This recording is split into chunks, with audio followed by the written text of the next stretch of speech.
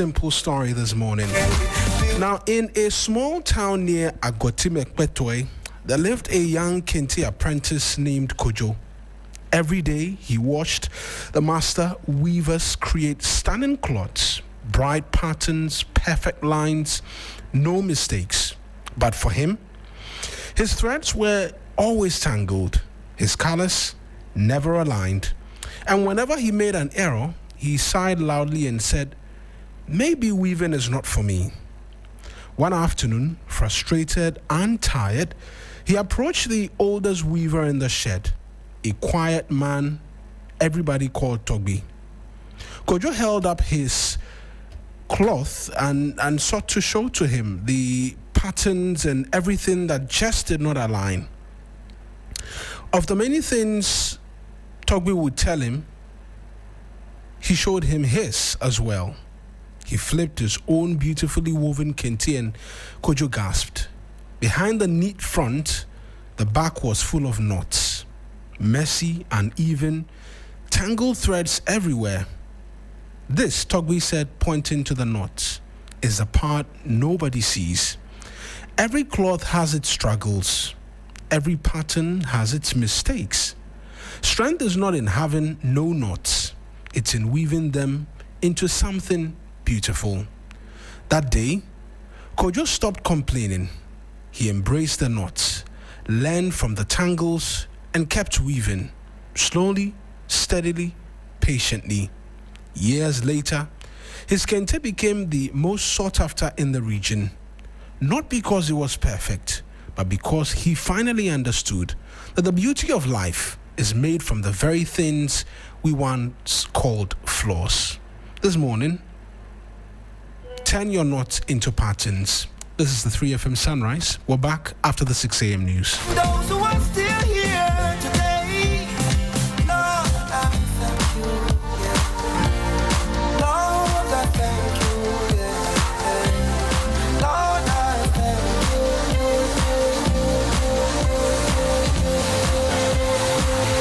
Lord, I thank you for sunshine. Thank you for rain. Thank you for joy. Thank you for pain. It's a beautiful day. Beautiful day. It's a beautiful day. Yeah. Sunrise on 3FM. The best in the morning.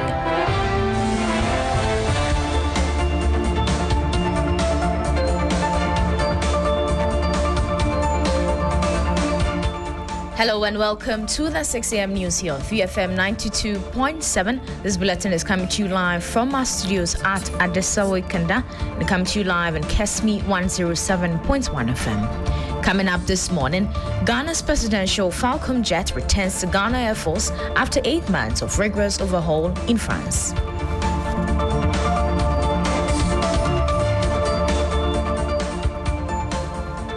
Also, Vice Chairperson of the Defense and Interior Committee, Peter Lenchene Tobu, urges expansion of NIMA's personnel to 1,000.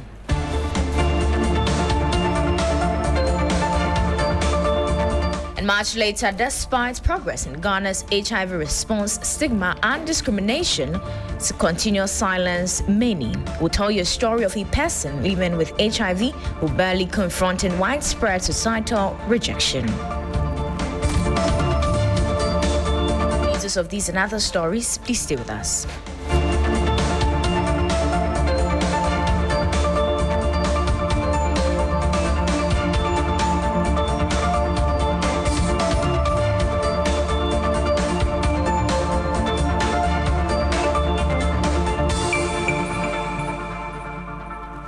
Thank you for staying with us. Now to our first story.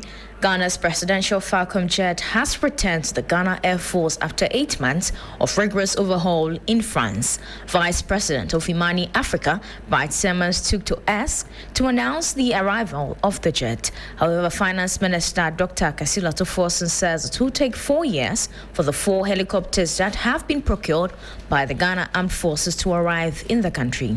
Speaking on key points, the Finance Minister said 1 or 2 may arrive before the 4-year period. Helicopters are not off-the-shelf items that you can easily be able to purchase. helicopters 3FM, are not 92.7. off-the-shelf items 3 that you FM. can easily be able to purchase. We have begun the discussion with the helicopter manufacturing companies. And let me put this on record. We are not engaging any third party. It's the Ghana Armed Forces directly talking to the manufacturers and giving them their specifications. These helicopters may take up to 4 years to deliver. They are new helicopters fitted with modern gadgets, and they are buying it from scratch. Finance Minister and Acting Defense Minister Dr. Kasil Ato Forsen there. Now, the Vice Chair of the Defense and Interior Committee, Peter Lenchini Tobu, says the number of personnel for the National Anti-Illegal Mining Operations Secretariat should be increased from 400 to 1,000. In an interview on hot issues, he noted that the 150 million cedis allocated in the budget to NIMOS is not enough and hopes it will be increased in the 2026 mid-year budget. Alternative livelihood programs should be running. Okay. Responsible cooperative mining and skills development should be running alongside, and gradually realize that the mining that we want to sustain our economy, legal mining as we call it, will continue to be there, and the illegality of it all will just disappear. Mining is not our problem. It's the illegality of it, this environmental destruction of it. The fact that now Galamsey has become mining with heavy equipment, without the rules and regulations, that has been our problem. If not, when I was a child, mining has been there. Galamsey has been there with pickers and shovel and whatnot. Today we do Galamsey with heavy machinery. We are on, NIMOS is on. And I think that at the weekend you see what they are doing. But I'm saying that what they are doing, if you are able to enhance their capacity with the numbers and the tooling, I'm sure that they will do a wonderful job for this country. That was the Vice Chairperson for the Defense and Interior Committee of Parliament, Peter Lenchini Tobu then. Now to education. The Ghana National Education Campaign Coalition has welcomed the government's renewed investment in the education sector as outlined in the 2026 budget. The Ghana National Education Campaign Coalition, in a statement, called authorities to ensure fully, timely and equitable implementation. They applauded government's bold commitment, including plans to construct 200 high schools, 200 primary schools and 200 kindergarten, along with 400 teacher bungalows and places of convenience. They also commended the government's pledge to supply free comprehensive curriculum-based textbooks. Despite welcoming the budgetary locations, they expressed concern over the historical challenges associated with implementation delays and inadequate sustainable stakeholder engagement. Now, to some health stories, persuasive stigma and discrimination continue to marginalize persons living with HIV. This is despite progress in Ghana's HIV response, forcing many to suffer in silence. This is the untold story of individuals like Rhoda, who, despite being HIV positive, bravely navigates a society that often shuns and ostracizes those living with the virus. Health correspondent Sarah Apenkron has more in this report. Rhoda's life changed forever when she received the devastating diagnosis. The stigma, fear, and uncertainty about what lay ahead were overwhelming. When I went to that facility, the nurse who saw my reports went to my school to tell a colleague teacher to be careful about me and that I am HIV positive. So when I come back to the school, they shouldn't get closer to me. They shouldn't allow the students to get close to me. But this lady, I always appreciate her a lot. She's called Madam Grace. The lady kept this to herself. And because of even what the guy told her, she decided to be more close to me. It was just recent, last year, that she disclosed this to me. The fear of being ostracized by her loved ones kept her silent. But she found love, and together with her husband, they welcomed children who are not carriers of the virus. I remember when I got married and I got pregnant with my first child, I went to a certain facility to seek for my ANC, and the very first day I got to the facility, 2 nurses were there having a discussion. And the discussion was around a person who just came there and tested positive to HIV. And they were discussing the person such that I was able to identify whom they were talking about, because one was directing the friend to where the person stays and another thing. And since we were in the same community, I was able to trace to see the person they were talking about. So I was like, wow, I'm also positive. So what will be my stand after they get to know of my status as well? Meaning they are going to discuss me and who will be the next person to hear about my story. So I left the facility. I decided not to come to the antenatal at all. But on the day of my delivery, I gave them my prophylaxis to be given to my child because I was due for delivery. And then I knew they have to give the prophylaxis to the child. Immediately, the baby comes out. The moment I gave this to the woman, her attitude towards me changed. She now became cold. She wasn't responding to me. So when I started having the contractions and was crying for help, she wasn't coming to me. But lo and behold, there were some student nurses at the facility, and one of them was coming to me. The woman, when the baby's head was coming out, I felt it, I held it, and so that the head was coming out.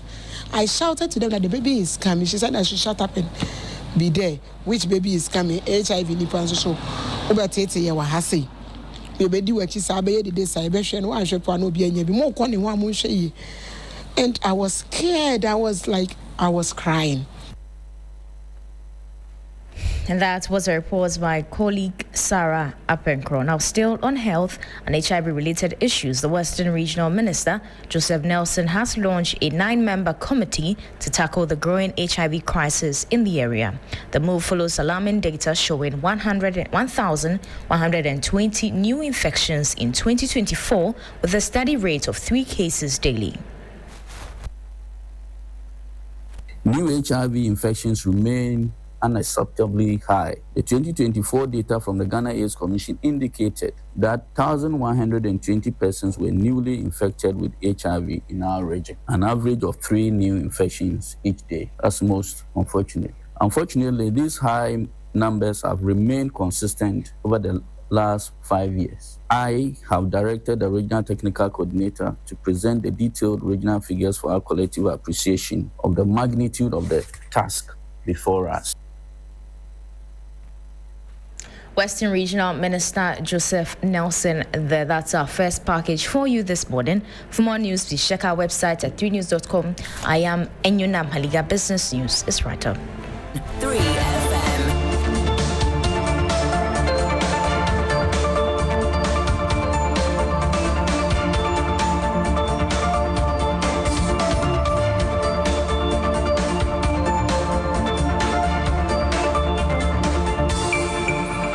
Follow us on social media, Twitter at 3FM927, Facebook at 3FM927, and also on 3news.com.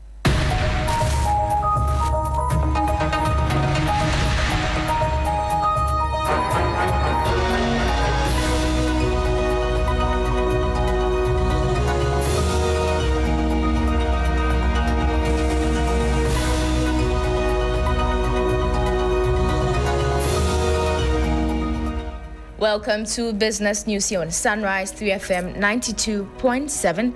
Coming up this morning, consumers brace for sharp fuel price hikes as November 2nd pricing window opens.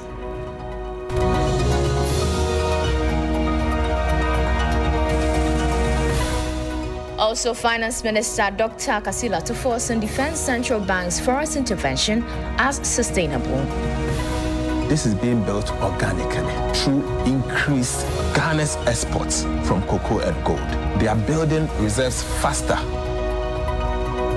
And much later, Peasants Farmers Association of Ghana welcomes President Mahama's directive for schools to be fed local agricultural produce, urgent legislation to entrench the policy. We wish that this is not just a directive, but it is actually made into a substantive legislation. Bring you details of these stories and other stories. Please stay with us.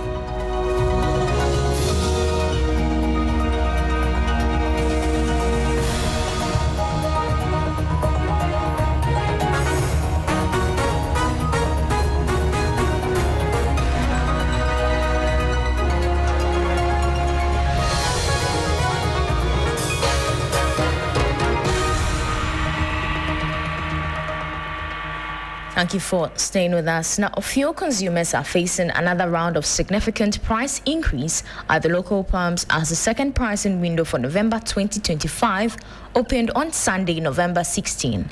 The anticipated hikes are primarily attributed to rising global crude oil prices and continued pressures on the local city. There's more in the following 3 Business News Desk report.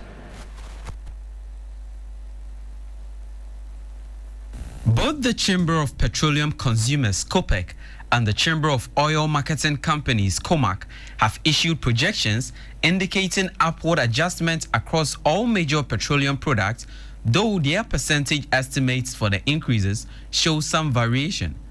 The COPEC projection signed by Executive Secretary Duncan Amoah signals a particularly sharp jump for diesel, warning of a nearly 10% increase that would see the price per liter hit 13 cedis 71 pesos. Diesel is expected to see the most substantial jump with a 9.81% increase, pushing the average price from 12 cedis 49 pesos to an estimated 13 cedis 71 pesos per liter. Petrol prices are also projected to rise by 3.38%, moving the average per liter cost from 12 cedis 18 pesos to 12 cedis 59 pesos. LPG consumers will also feel the pinch as prices are projected to increase by 1.97%, reaching an average of 11 cedis 87 pesos per kilogram. According to COMAC, petrol prices will increase by 1.18% to 3.54%. Diesel could see a much sharper jump by 1.53% to 3.82%. LPG consumers are also expected to feel the pinch, with prices projected to go up between 1.32% and 3.53%. These price adjustments are expected to renew pressure on transport operators, potentially leading to a hike in commercial transport fares. The Ghana Private Road Transport Union GPRTU has historically hinted at fare adjustment in response to sustained fuel price volatility, warning that drivers cannot continually absorb rising operational costs. And that was a 3 Business News Desk report on sharp fuel price hikes looming as November's second pricing window opens. Now, the Finance Minister, Dr. Kasila Tuforsen, has staunchly defended the central bank strategy of injecting billions of dollars into Ghana's foreign exchange market, dismissing claims that the intervention is financially unsustainable. Speaking to Media General, he asserted that the policy's long-term visibility is guaranteed because the foreign reserves used for the intervention are being accumulated primarily through export proceeds and not through new borrowing. The central bank is getting the needed forex. They are using some of the forex to be able to support. First of all, if the country earns the reserves, and what you need to ask yourself is that, are they borrowing to do that? We are not borrowing to build the reserves and obviously using the reserves to support the market. No, this is being built organically through increased Ghana's exports from cocoa and gold. They are building reserves faster, at the same time using part of the reserves that they have built, the excess reserves, to be able to intermediate. And I think that has been very helpful. I've heard some people talk about this. The difference is that they were not able to build the reserves. Today, this group are building reserves, and we are building enough reserves, and we are using the differences to be able to intermediate and support the forward march of our currency. Finance Minister Dr. Kasila Tuforsen there. Now to agriculture, Peasant Farmers Association of Ghana has welcomed the government's proposal to mandate all schools to serve only locally grown food. The announcement made by the Finance Minister during the 2026 budget presentation is part of efforts to boost the domestic agriculture and improve food security. Now speaking to 3 Business, the association's executive director, Bismarck Tetenote, praised the initiative but called for it to be backed by legislation. He also urged the government to extend the policy to cover security services, arguing it further strengthens demand for local produce. Key among them include 1, the issue of the market, where we know that there's been an allocation to NAFCO, an additional 200 million, and also the directive for these schools to purchase exclusively locally produced foods. I think those are welcomed. However, we wish that this is not just a directive, but it is actually made into a substantive legislation where government now and the future will be mandated or compelled to go by this legislation once it is put into a codified document. So we want to flow the process and ensure that this is not just a directive by the president, but it is put into law. We had also hoped that the institutions would have included the security services, the prisons, the police, the military, because they all also procure food. That was the Executive Director for the Peasant Farmers Association of Ghana, Bismarck Tete Norte there. Now, before we go, let's take a look at how the cedi is faring against major trading currencies and how some key commodities are also faring on the global market. On the interbank foreign exchange market, the dollar is selling at 10 cedis 97 pesos. It recorded no change. The British pound is selling at 14 cedis 42 pesos. It recorded no change. The euro is selling at 12 cedis 75 pesos. It also recorded no change. However, be guided that these figures could be higher at a forex bureau near you.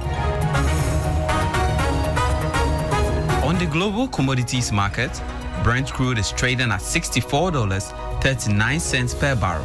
Gold is trading at $4,084.06 per ounce, down by $87.46. Cocoa is trading at $5,457 per ton, down by $197.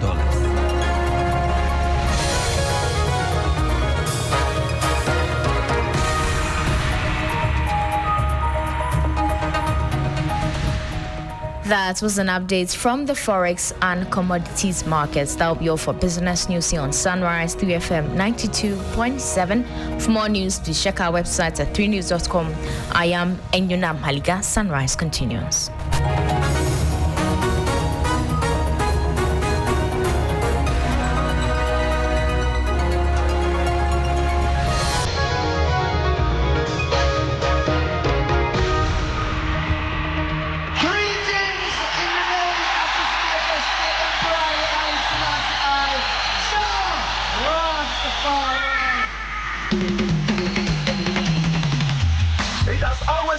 A journey of Pan-Africanism and consciousness. It is your regular taxi driver with the urban blend and 3FM 92.7 in living stereo every day, Monday to Friday from 12:30 p.m. till 3 p.m.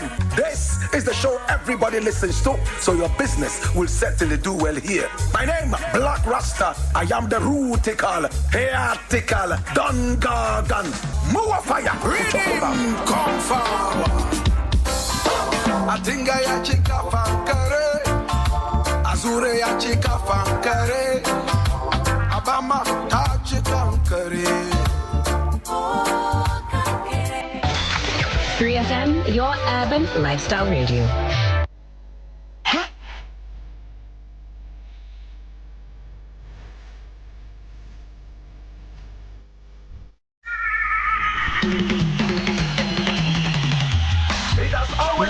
A journey of Pan-Africanism and 3FM.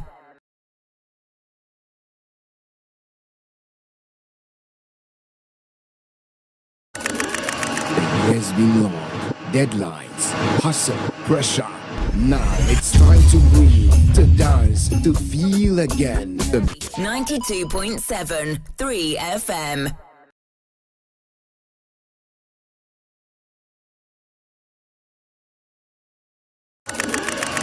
Years been long, deadlines, hustle, pressure. Now it's time to breathe, to dance, to feel again. The music hits, waves crush, energy rises. You're surrounded by good people and golden light. This is your reset, your freedom, your joy. 3FM All White Party, the beach edition, where paradise meets the party. Labadi Beach Hotel, 28 December. Lock it up. Years been long, deadlines, hustle, pressure. Now it's time to breathe, to dance, to feel again. The music hits, waves crash, energy rises. You're surrounded by good people and golden light. This is your reset, your freedom, your joy. 3FM All White Party, the beach edition, where paradise meets the party. Labadi Beach Hotel, 28 December. Lock it up. It has been long. Deadlines, hustle, pressure. Now it's time to breathe, to dance, to feel again. The music hits, waves crash, energy rises. You're surrounded by good people and golden light. This is your reset, your freedom, your joy. 3FM All White Party, the beach edition, where paradise meets the party. Labadi Beach Hotel, 28 December. Lock it up.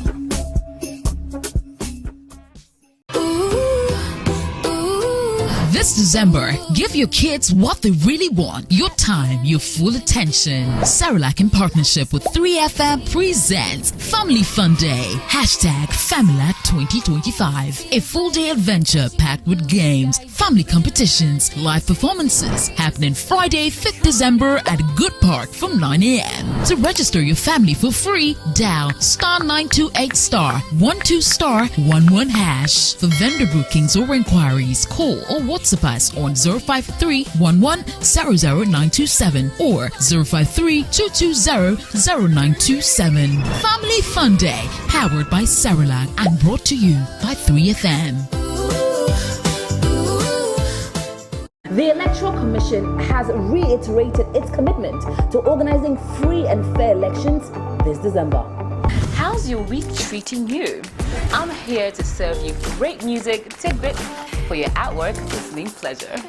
Rastafari, Rastafari, Rastafari. Our Father, who art in Zion, Kanamawe, Kanamawe, Kanamawe. Oh, turn it up!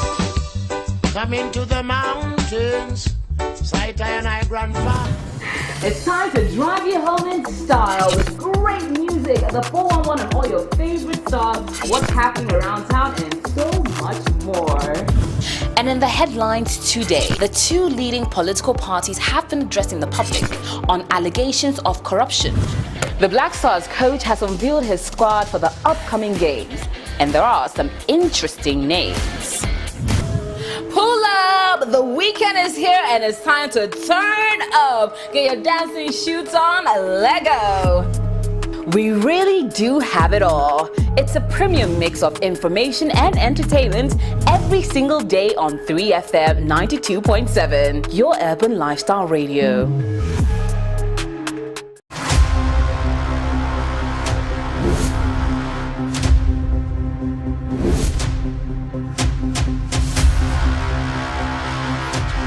In the silence, something was growing. The journey continues. The calm before the storm.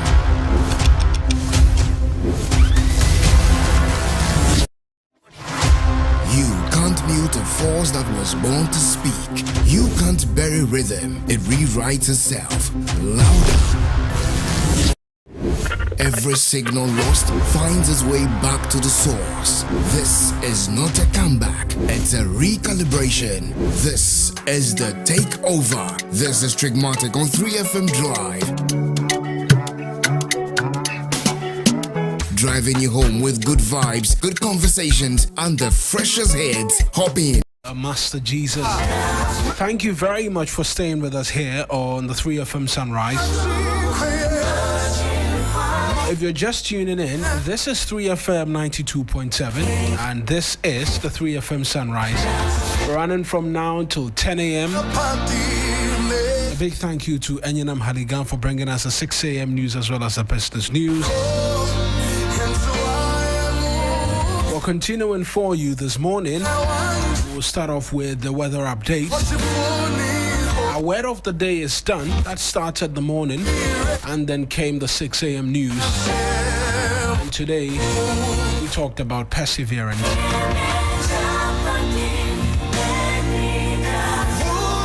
We'll get weather updates from Felicity Ahafianyo, the Chief Weather Forecaster with the Ghana Meteorological Agency.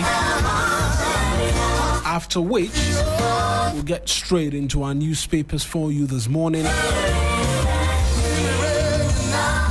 Then shortly after,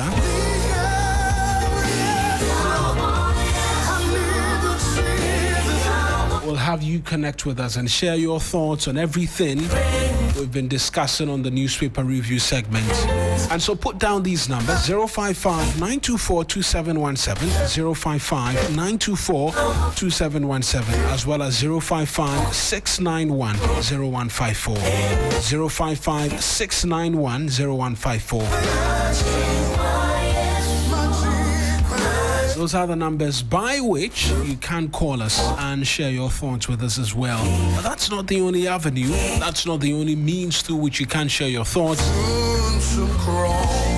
Right now, we're streaming on Facebook. Our handle 3FM927. Just go on to Facebook and find us. On that stream, you can share a message with us this morning as well, as to the conversations we'll be having, because you are an important aspect or an important part of this conversation. You're the reason why we're here, and it's always a pleasure to have you share your thoughts with us as well. Find us on Facebook. You'll find us on YouTube as well. If you go on to Twitter, what is now called X,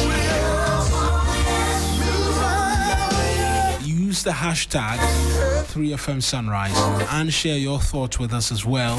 Or you can find me if you type or punch in my full name, Eric Mawina Egbeta. You can send a message directly as well.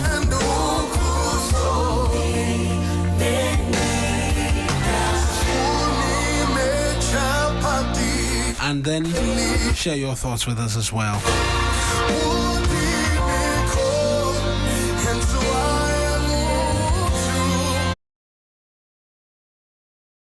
92.7 3FM.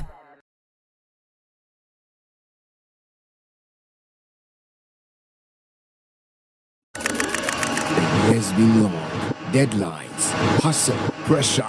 Now it's time to breathe, to dance, to feel again. The music hits, waves crush, energy rises. You're surrounded by good people and golden light. This is your reset, your freedom, your joy. 3FM All White Party, the beach edition, where paradise meets the party. Labadi Beach Hotel, 28 December. Lock it up.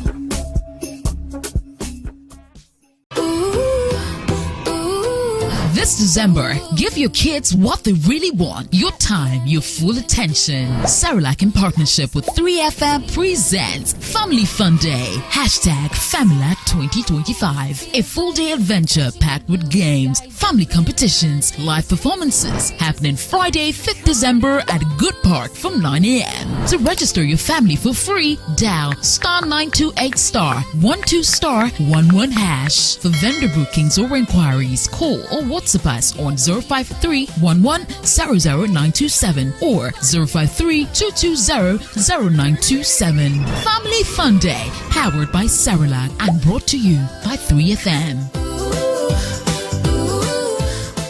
The Electoral Commission has reiterated its commitment to organizing free and fair elections this December. How's your week treating you? I'm here to serve you great music tidbits for your at-work listening pleasure. Rastafari, Rastafari, Rastafari. Our Father, who art in Zion, to what we're to expect in terms of the weather this morning, and pair what the Ghana Meteorological Agency has been sharing with us via Twitter handles this morning. Misty or foggy conditions will be predominant over portions of the coast, forests and hilly areas amidst few clouds cover. As the day progresses, bright and mostly sunny conditions are expected to be experienced across all sectors, with relatively hot temperatures as well as fairly dry and slightly hazy conditions over part of the northern sector. However, localized thunderstorms or rain are anticipated for the inland areas of the coast into the middle and transition sectors from the afternoon into the evening. And that's kind courtesy the Ghana Meteorological Agency, who have been providing us with details of what to expect in terms of the weather this morning and all throughout the day as well. The rest of the guys joining me pretty shortly, so we get into the newspapers for you this morning, as well as we anticipate what will be an interesting news week. We know that the Falcon, the presidential jet, has made its way back into the country, and so is fuel prices as well.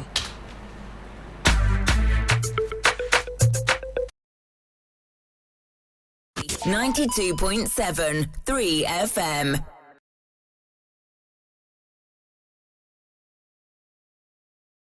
We're getting to see prices are set to go in the upwards direction. The president as well is expected to be swearing in the Chief Justice nominee a lot later today as well, coupled with all of the conversations of the budget amongst many other things.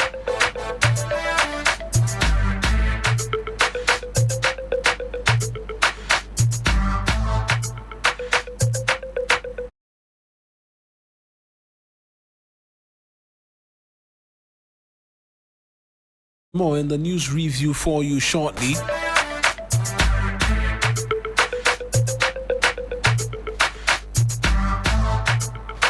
Noble Crosbyana just lurking in and around the corners of the studio.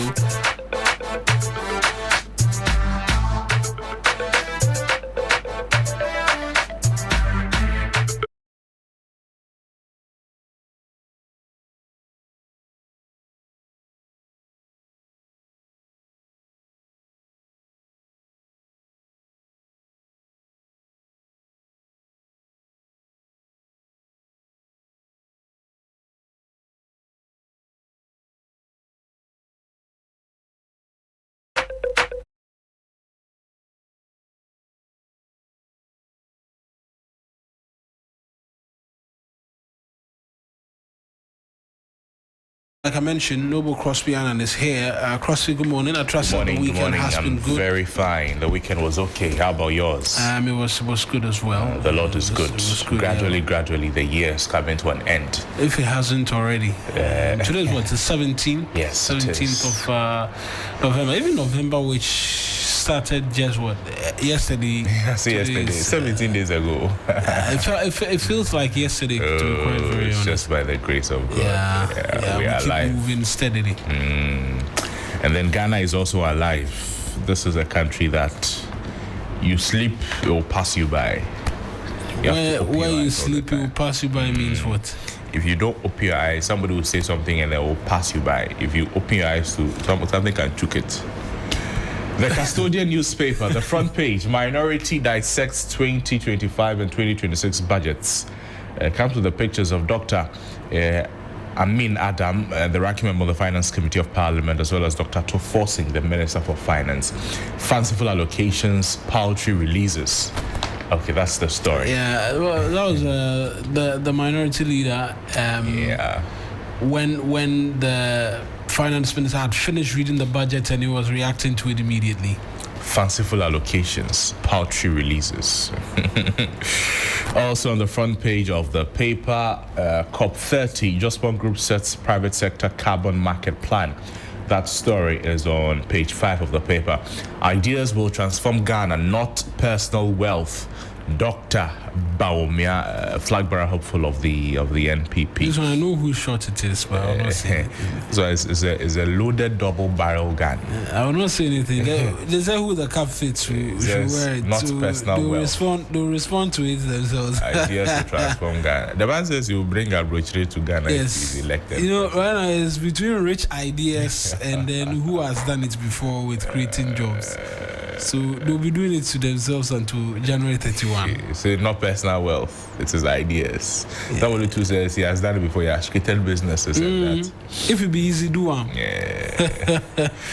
Republic Bank Ghana opens new headquarters. Prudential Bank celebrates customers at dinner in Takoradi. That story is on page 12 of the paper. You go to the back page, Republic Bank. Okay. So yes, that's it for me, Marina. I have the news center before I'll take us on to the online portals as well. AI gap is energy gap. Data centers, cloud services, and AI models are all depend on uninterrupted energy. Ibrahim Mitso, he's the Chief Digital Officer of MTN Ghana.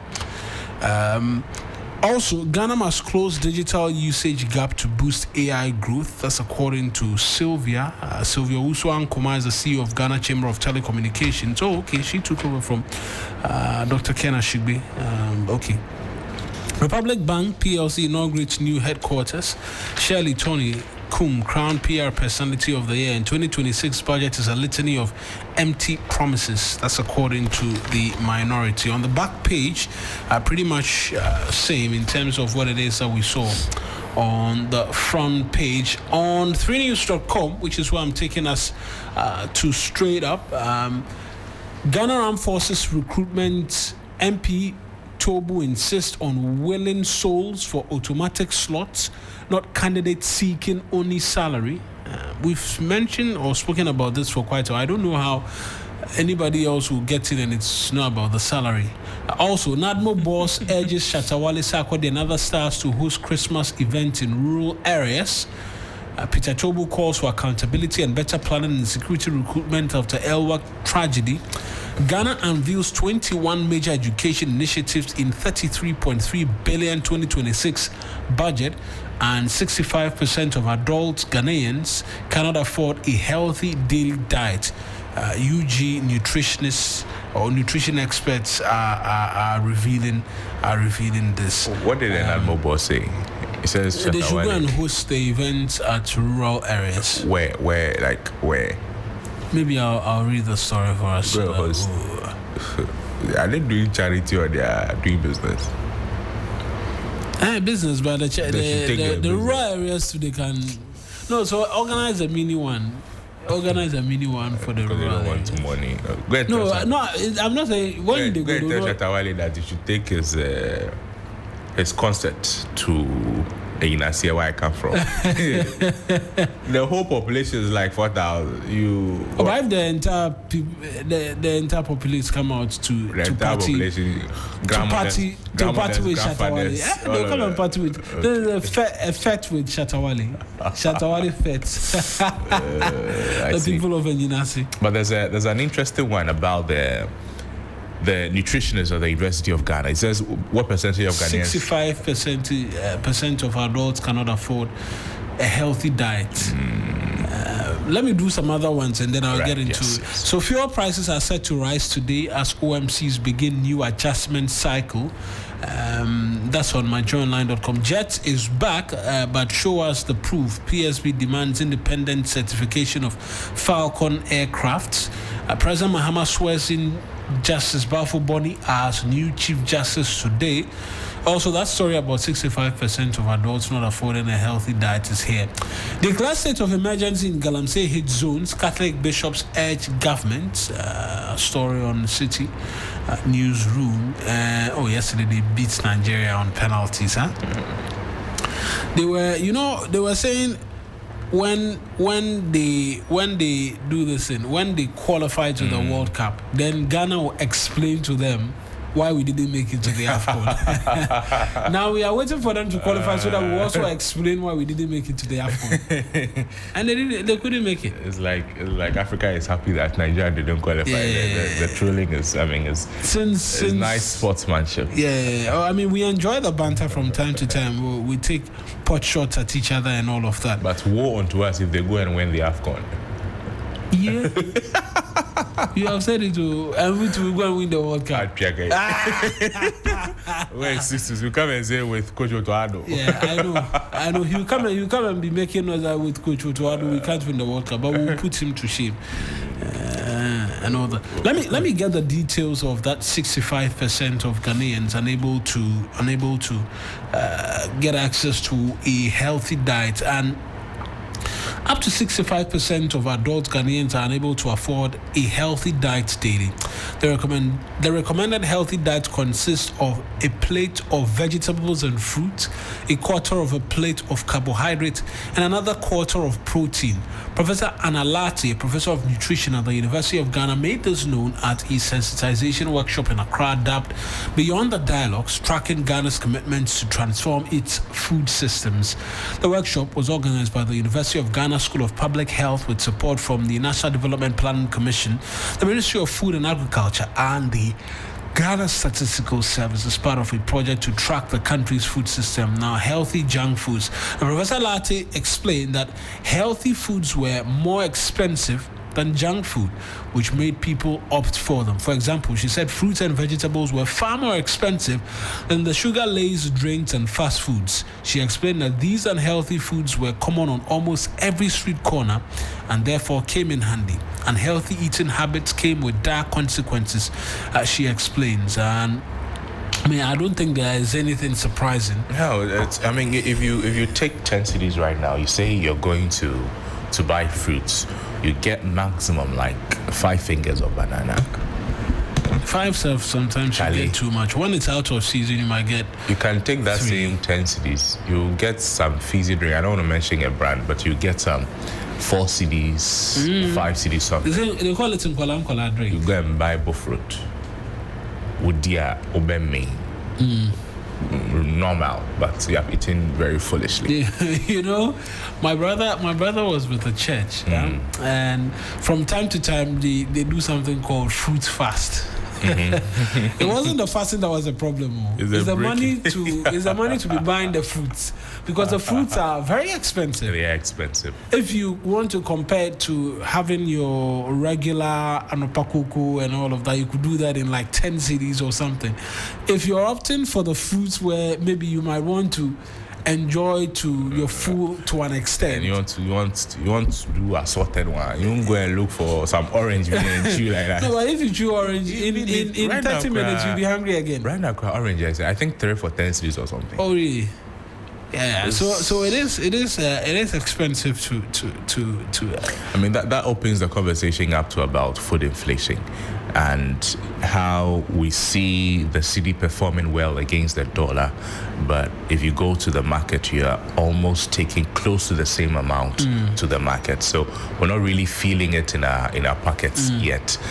It should reflect. The traders will give various reasons, from transportation to storage to a lot of reasons why they're not able to properly reduce what they sell so that the consumers can buy. They have their reasons, that's fine. But if we want to see the impact of the gains that we're making, inflation single digits, we're looking at it going even further before the year ends. But we want all of that to reflect in what we buy, our purchasing power amongst others. If that is not the case, then it still remains on paper, and then we really do not see any change. Well, some of the commodities have seen That's true. reductions. That's true. But as to the overall, it's I think comparatively, to an extent, we've seen some reduction, even though some people strongly continue to be adamant. Yes, adamant is the word, and will sell at previous prevailing prices. But there's a conversation I was having with another journalist over the weekend who was saying that, look, sometimes it's the way, not sometimes, it's the way the economy is designed in such that if you want to buy goods for next year, you probably are buying it this year. And so for most persons who purchased items that they continue to sell, they most likely did the buying last year at prevailing exchange rates. They bought the garden eggs, the tomatoes. No, not garden eggs. I mean other commodities. As for the food produce, we are seeing commodities like what, rice, for instance. For persons who like to do a lot of the importations, the non-perishables. Yes, you're most likely to have seen the purchasing done some months ago when the exchange rate was at a particular point. But again, we should be able to see the resultant decline in prices. That sometimes it's like we want to mafia ourselves. It's not we want to, we do it. I said COVID taught us a lot in terms of the average Ghanaian and how they want to fleece. They say when there is demand, prices will soar. But during COVID, I saw things I don't want to. Nose masks, they were selling a box of nose masks for 300 cedis. It reminds me of never go forget the face shield thing. Oh, that face shield, they scammed a lot of people. Where people went to buy 60,000 face shield needed urgently, moving now, and people were importing and what not. Anyways, the Catholic Bishops' Conference, they are urging the government to adopt far more radical measures in the fight against illegal mining, including the declaration of a state of emergency in high-risk mining areas. It's still on the table there. Yeah, it is. In a communique issued at the end of its annual plenary assembly held in Damongo in the Savannah region, the conference described the scale of ecological destruction caused by Galamsey as a profound moral crisis and a spiritual challenge. The bishop stressed that a synodal church recognizes creation not as a resource to be exploited, but as a covenantal partner deserving of respect and care. Good morning, Helen. So what? It's like Canada. The place is so cold. It's like what? Like Canada. I thought you just returned from the cold. And the speed I used to return, I don't think you are aware. I appreciate the speed you. Yeah, I used to return because. We'll reduce it. Please do something. For you. Yeah, for me. Hey, but the way Crosby is not feeling it and he's just absorbing this cold air. We are inside. We're used to the heat, so when we get small cold, we want to enjoy it. I see Antarctica in the building. Good morning, gentlemen. How are we? Good morning. Good to see you. It's my first time seeing you after your 2 years leave. Is that why you're looking at me like a strange animal? From when I entered the studio, I just looking. Our listeners and viewers will know you were here on Friday. Yes, I resumed. Landed on Thursday, resumed on Friday. Yes, I've not seen you like 2 years. When you were on leave, you know the things that have happened. President Kufuor has left government. Dr. Bawumia lost the election. You don't say, really? By what margin? You mean? Yeah. See, you're catching me up to speed. 43%. I won't say 58. Whoa. A lot has. Yeah, 43. I see. A lot has happened. She has missed a lot. But I just needed this weekend to catch up on everything, especially if you watched Key Points on Saturday. You'd have been kept up to speed, okay, on everything that happens. It was also on 3FM from the hours of 7 to 11. So hopefully you were able to also catch it and be brought to speed just like I have been. We're still readjusting, but we're back in the system where there's life, there's hope. Happy to see you. Do you know where the sounds are on the console? I think I have to be I told you, she's reoriented. Yes, for 2 years. Don't listen to Crosby. I know very well that Astusa Habre will agree that for 2 years they've not been to work. I've been to work. Stop that. It was a 4-week break. We're back. 4 weeks. That's a month, huh? That's a whole month. It's okay. Small relaxation. Get well soon. Everybody should get well soon. Get well soon. All right. Anyways, so yeah, I was talking to us about what appears to be the resurgence in the calls for a declaration of a state of emergency by the Catholic bishops. They, over the weekend, were engaged in a number of activities. I saw the news trickling, but I think what will be most topical from everything that happened with them is this call for a declaration of a state of emergency. I still do not know if that's on the front burner, because the president has said, look, he's not gotten the briefing from national security and whomever for a declaration of such a move. And so we continue to wait. I think at the moment, a lot of people are pleased with the work of NIMOS. So it has, like you mentioned, taking the conversation on the state of emergency, it has made it take like a backseat for now, until there's a sense that NIMOS is failing. That's when I think it would come back up. But there are still those who still think that, I mean, the state of emergency is something we should not negotiate on. It's something that should happen. Yeah. Over the weekend, NIMOS raided a few sites. There was one Yellow Mountain or something. We saw videos, the miners were running away. That's right. And Cobra, the Western Region Task Force was also there. The Galamseyers were running away and all of that. So it looks as though the work of NIMOS is being accepted by the general population. So the call for a state of emergency is a little low. Hopefully NIMOS does better, NIMOS improves, and that we see the impacts that we want to see. But if that does not happen, then we'll get back to What about this idea that we're putting NIMOS personnel in danger? Because they've been on the receiving end of some attacks in the line of duty. So that if we were to, or if government implements the state of emergency, maybe that can mitigate some of the attacks on NIMOS. Is it fair that they have to be on the receiving end of what some are calling eco-terrorism? It has been eco-terrorism. We know that these persons in the forest, in the mining pits, they are armed. Yeah, you can say that, or the perception is that they are in cahoots with some security personnel, so they are protected and so on and so forth. I mean, what about the personnel who work for NIMOS? How are they being protected at this time? Well, in the aftermath of that attack, separate attacks, there's been that strong word which came from the president. The sector minister has also said that, look, attack, even after the budget, he said, look, attack them and see. It looks like the order is now different. First, there was a lot of restraint, but I've seen him grant an interview and he says, if you're a man, attack the NIMOS team again and see. And does that mean that NIMOS is now also equipped to meet fire with fire? They have always been equipped to meet fire with fire, but they've exercised certain levels of restraint. Then are we not closer to this state of emergency anyways? Are we? Isn't that what part of the reason why ordinary citizens are calling for a state of emergency? That one, you don't need any other, shall I say, permission to meet fire with fire. The guidelines, the rules are set in stone. Don't go here, we see you here, fire with fire.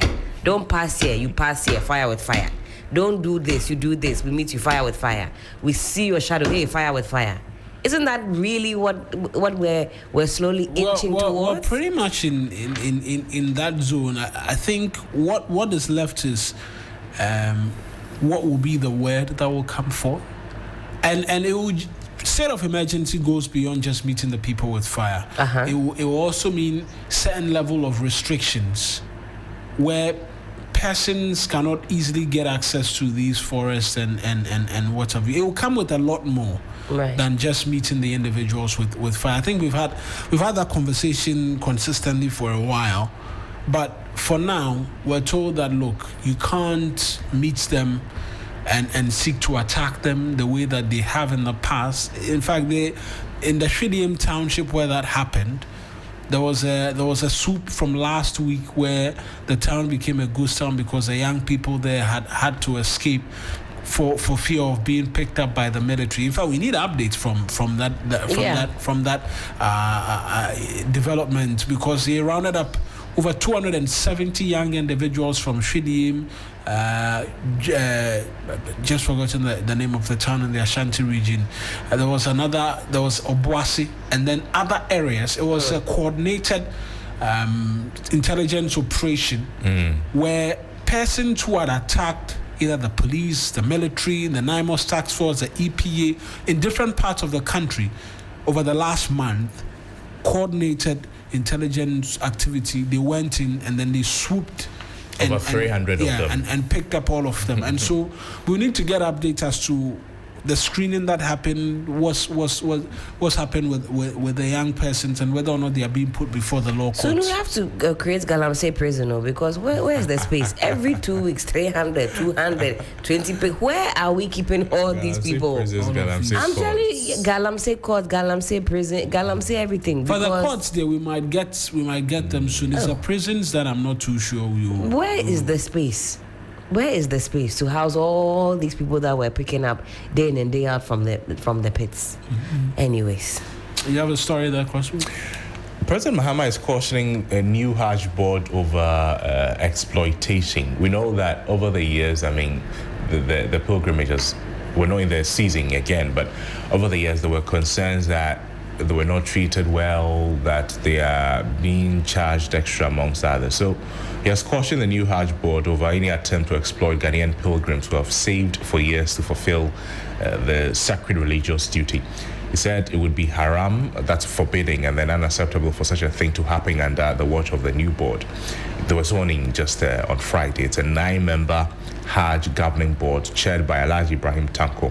And the other members of the board are Shaibu Mahama, Dr. Abdul Samed Tanko, Alimatu Isahak, Alhaji Amadou Tanko, Alhaji Masood Abubakar, and then Chief Ahmed Ibrahim. So he gave them some mandate. So when he was speaking at the swearing-in of the president at the presidency on Friday, he tags the board to usher in a new chapter of efficiency and integrity, moving decisively away from logistical challenges and financial opacity to clarity. And then according to the president, he outlined a clear 5-point mandate for the board. He demanded early and predictable planning, absolute financial transparency, enhanced safety and welfare of pilgrims, courteous and honest service from all officials, and constant communication with stakeholders, including the national chief imam and then the Saudi authorities. The last pilgrimage, there was a funny story about how some names were misplaced, and then somebody was there. The person's family was informed that he or she had passed away. Oh yes, that's right. And the person appeared. It was all because of the logistical challenges, misplaced names amongst others. So hopefully this new board will bring an end to these concerns and make the process smooth. It's the early planning that is important for me. A lot of the times our Muslim brothers and sisters say that the planning does not start early enough. The preparations does not start early enough. They wait to crowd all of the things around the latter stages of the journey, and then it does not go really well at all. This one is quite interesting. It's on 3news.com. If you haven't checked out 3news.com this morning, we urge you to do so. Nadmo boss urges Chatawale, Sarkodie, and other stars to host Christmas events in rural areas. Okay, now the Director General of the National Disaster... When I mentioned it, I was asking questions like, okay... it's popped up. We read the headline. Let's get into the details. Yes, all right, the Director General of the National Disaster Management Organization, and you would pique everybody's interest, Major Dr. Joseph Kunyo, has called on Ghanaian content creators and musicians to prioritize organizing programs and entertainment events in rural and remote communities, especially ahead of the Christmas festivities. According to him, many residents in rural areas often have limited recreational activities and fewer job opportunities, making them more vulnerable to idleness and in some cases manipulation into criminal or violent activities. I'm quoting him here. He says, when people are engaged with productive activities, they have less time to plan conflict or involve themselves in negative behavior. Many rural communities lack adequate jobs, so it becomes easy for some residents to be hired to engage in violence. Okay. He goes on to talk about how the creative arts industry holds immense potential for job creation and local economic development, especially in underserved communities where vendors, transport operators, artisans, and small businesses can benefit significantly from the influx of visitors during major events. He's also talking about the pressure in the capital when Dirty December rolls around. If you see the kind of fever ahead of this year's Dirty December, just know that from when does it? At least from December 15th, at its peak, the traffic. You are just trying to go home. Somebody also trying to go home from the club. That's the time when you are awake, alert, ready for work. Somebody is also now trying to make their way. I mean, Tidal Rave was just over the weekend. Yeah. Okay. So it's already started actually. Tidal Rave was over the weekend. Lots of fun and activities Did you attend, Bonnie? No, okay. I couldn't be. Crosby, did you attend? No, we are just internet. Why didn't you attend Tidal Rave or Weave? Rave. The person said the feeling is mutual. How are you feeling? He said the feeling is mutual. Hey, tidal reef. And then the guy asking the question repeated it. I see. I said, how are you feeling? He said the feeling is mutual. But for us to move these activities and events, into deep into the hinterlands. In fact, it's a rural area. Right. What's the name of your hometown? I'm from Hohoi Vegbe. Hohoi Vegbe. Vegbe. If we take the tidal rate to Hohoi Vegbe, it won't be bad. No, what the village? Or which one is not the rural area? It's the Vegbe. No, the Vegbe. She's from Hover. And we have to take what's Sarkodie's own to Ulo. We have space for Sarkodie. What is Sarkodie's? How many are you? And his love. What is Sarkodie's annual concert even called in Po? Rapaholic. Rapaholic is Sarkodie. Yeah, that's what we'll take it to Ulo. Okay. Yeah, we can take that one to Ulo. But the Ulo, no, because we have to take everybody along with us. Take everybody to Ulo. But there's a lot of sense in what he said. I don't know why you people are dismissing him. No. Take the idea is nice. I need you to speak. I think you're having some challenge with Mr. Ulo's microphone. With this microphone. Okay. There's a problem with that. You're the one that has a problem. I didn't give you. You came to give yourself the one that has a problem. And so I was saying that if you take the event out. Now this one is too loud. No, we can hear you. It's fine. Proceed, Senior. I'm just saying this one has a bit of objection overruled. Thank you.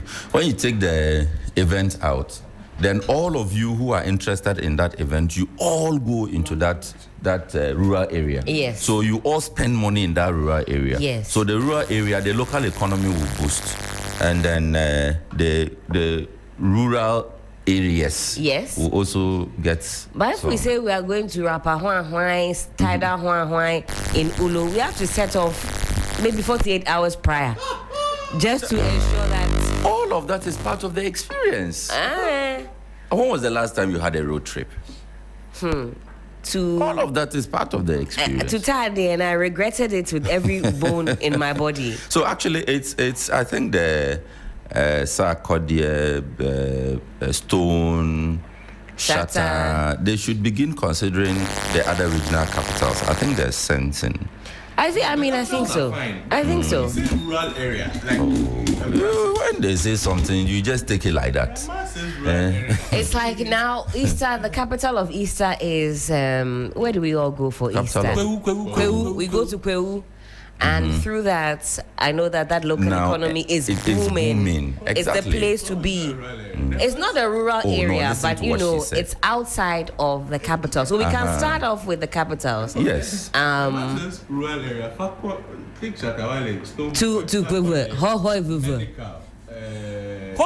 is not a village like that. I'm just saying. So imagine you are hosting Sarkodie in Hohoi. Yes. That's a huge boost to the economy. Exactly. Yeah. I mean, without a doubt, that would be huge. And a lot of you will actually travel from Accra to Hohoi for that. That's for Hohoi, when he took his Rapaholic to Kumasi. See what happened. People moved from Accra. In fact, the crowd was huge. Over the weekend as well, I saw there was an event. Stoneboy was in. Is it? The Keta areas for an event as well, and it was very massive. And so there is some sense. Oh, absolutely. If I have to destroy my shock absorber to get to that area, you are really disincentivizing me. As a member of the BIM Nation, let me assure him that our president. Look, if you want to do it in Ulo, don't worry. We'll get you. Space is not your problem. What is the quickest way to get to Ulo? What is the fastest way to get to Ulo? If you are looking at it that way, you live your life in Accra. You won't go anywhere. Where will I fly to? Outside, even from here to Ashaman is a problem. You know that. So where the motorway is now in terrible shape. So if you are looking at it in that sense, you continue to live in Labone. So we have to have this. Yes, the quickest way to get to Ulo is what? Where do I fly to? You can fly. Okay. It's a combination of most of transport. You have to sit in car. You have to sit on motor small. You have to fly. Sit in canoe small. No, there's no, my friend. Crosby. You didn't do geography. Crosby. Is it every water body you use a canoe over? You can fly to Wa and go by bus to Ulo. So from Wa to Ulo, how many hours am I looking at?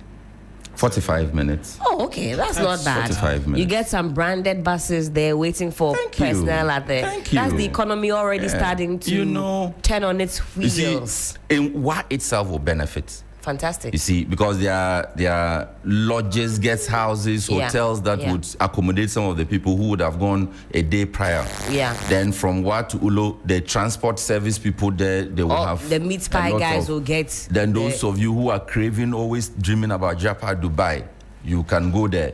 Nice. So I mean, if you take Rapaholic to Ulo.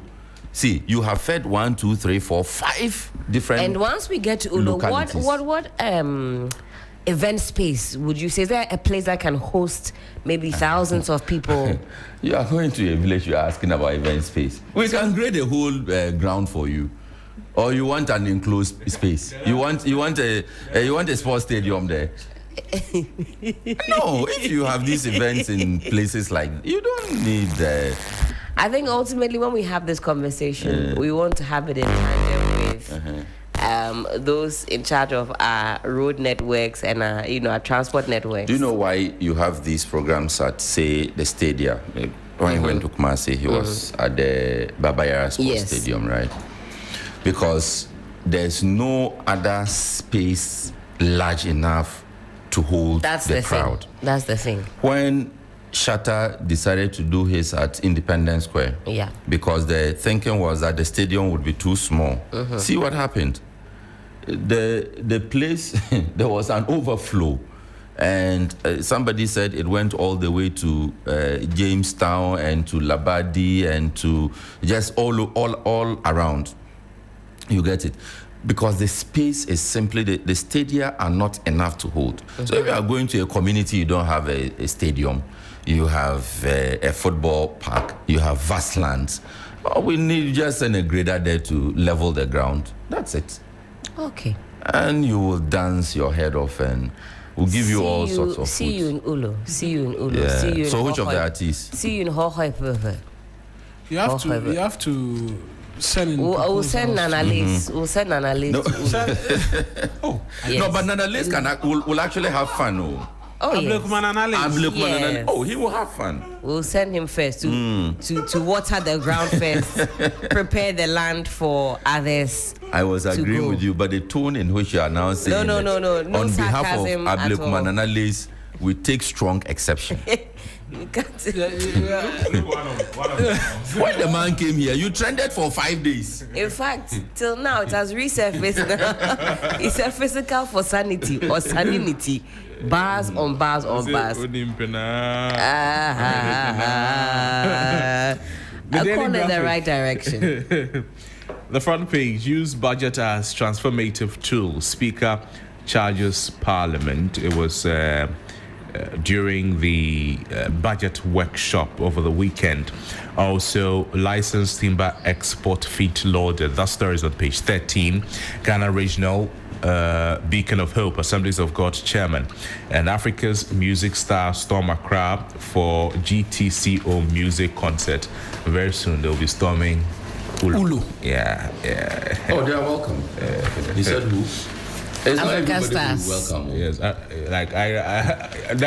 Star is going to Ulu. No. She can go to Ulu. The one who came to use the Jubilee House to do Meek Mill. Meek Mill. He was tweeting a few weeks ago. And someone sent a picture. Someone said, hey. He said, Africa, I'm ready for it. He said, hey. All the coaches said, my friend, it's okay. You've done enough. Hey. You know the one that caught my attention was someone added a picture of Mr. Standogbi and says, if you like, you said you come and meet. He said there's a new person in charge here. You won't meet the same guys you met last time. You come and meet this man. He won't tolerate that. Come and meet him. You can't meet him there. Come and shoot another. There's a new sheriff in town, so be very careful. Let me quickly take the front page of the Daily Guide newspaper, Ghana's favorite newspaper. And we have NPP flag bearer primaries, external branches fight, proxy ban. Comes with a picture of former First Deputy Speaker Joseph Owusu Joe Wise. Okay, I think I read somewhere that. Why his picture? Is he chairman of something? Is it the election committee? Yeah, I think he's a part of the elections committee. Yes. Oh, Joe Wise? I thought he was to reorganize. The time they had the problems, I said it as though the problems were over. But I have faith the problems are over. Where's page 3? Fantastic. Where's page 3? Okay. 6 is prophesying. Okay. No, we need the MPP to be stronger. We don't need another CPP. No, as for that, I mean, there's general consensus around that we need the NPP to be strong. Best. So all the things that they are doing, they should know it's not affecting only their party. But by only the end of members. January next year, all of that should be put to bed because they'll have their flag bearer and they'll be able to rally behind this particular individual to bring the elephant back to winning ways. I can't find his position. So back to the front page. I paused for you. 2 jets, 4 helicopters, purchase cover-up, minority. I think I didn't take that. 2 jets, 4 helicopters, purchase cover-up, minority. Okay. What are they trying to say? Because I'm not. I wonder if this was the back and forth that Vincent Assefa and Etta McBana were having on the socials over the weekend. So I think there was some. I think Vincent Assefa alluded to some monies being spent on these jets on the blind side of Parliament. So the story is by Ernest Kofi Edu, reporting from Parliament House. Says the minority in Parliament has accused the government of abandoning the welfare of ordinary Ghanaians while shifting attention to what they describe as questionable high-price security acquisitions following the recent military helicopter accident. Addressing the media in Parliament last Friday, immediate past Finance Minister Dr. Mohamed Amin Adam said government appeared to have forgotten about the very people whose votes brought it to power. That's a quote, insisting that current policy choices proved that citizens were no more a matter of concern to the administration. Dr. Adam alleged that the tragic helicopter accident, which claimed the lives of some gallant citizens, was now being used as a convenient justification for procuring 2 executive jets, 4 helicopters, and 2 offshore patrol vessels at a combined cost of $1.2 billion US dollars. Quote, government must come clear why the purchase of 2 executive jets is a priority. At the moment, it is asking Ghanaian workers to tighten their belts, he stressed, while responding to the budget presentation by the finance minister last Thursday. Okay. So that's the story. So the argument is that the president is seeking to purchase luxury jets at the expense of the ordinary individual. Yes. There were concerns over the Falcon. Yeah. I'm not sure whether we are good. The Falcon has returned, but yes, there are a lot of people who do we want our president to sit in it? So, I think it would come down to a needs assessment, whether Ghana really needs these machines, whether there's the actual need for them, and where is it going to the military parts of a national airline service. All of those are questions or details we would need before we agree or disagree with the former finance minister. But I mean, if he has access to the document, and we all have this background, we all have access to the background. We know what this is coming, the background upon which this need arises. Then we would need the details. If he has the details and he's doing political propaganda with it, then that is his. For now, on the mere fact that we do not have all of the details, I know this borders in the realms of a bit more of politics than a true state of whether or not it is that government is expending money where it's not supposed to be. Because for starters, our military is severely undertooled. That's one.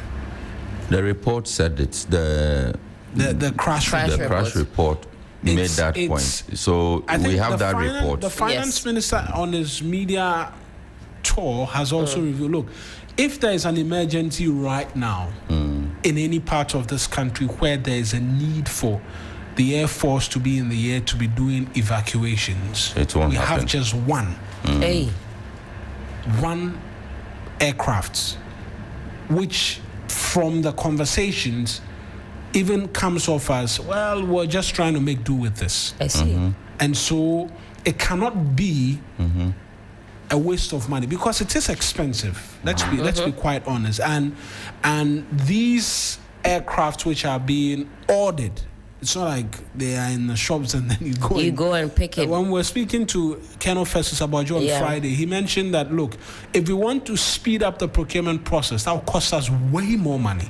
Because it's got to be customized to each individual need. And it will be made from scratch. It's not like it's made halfway and then they will begin to add on to it.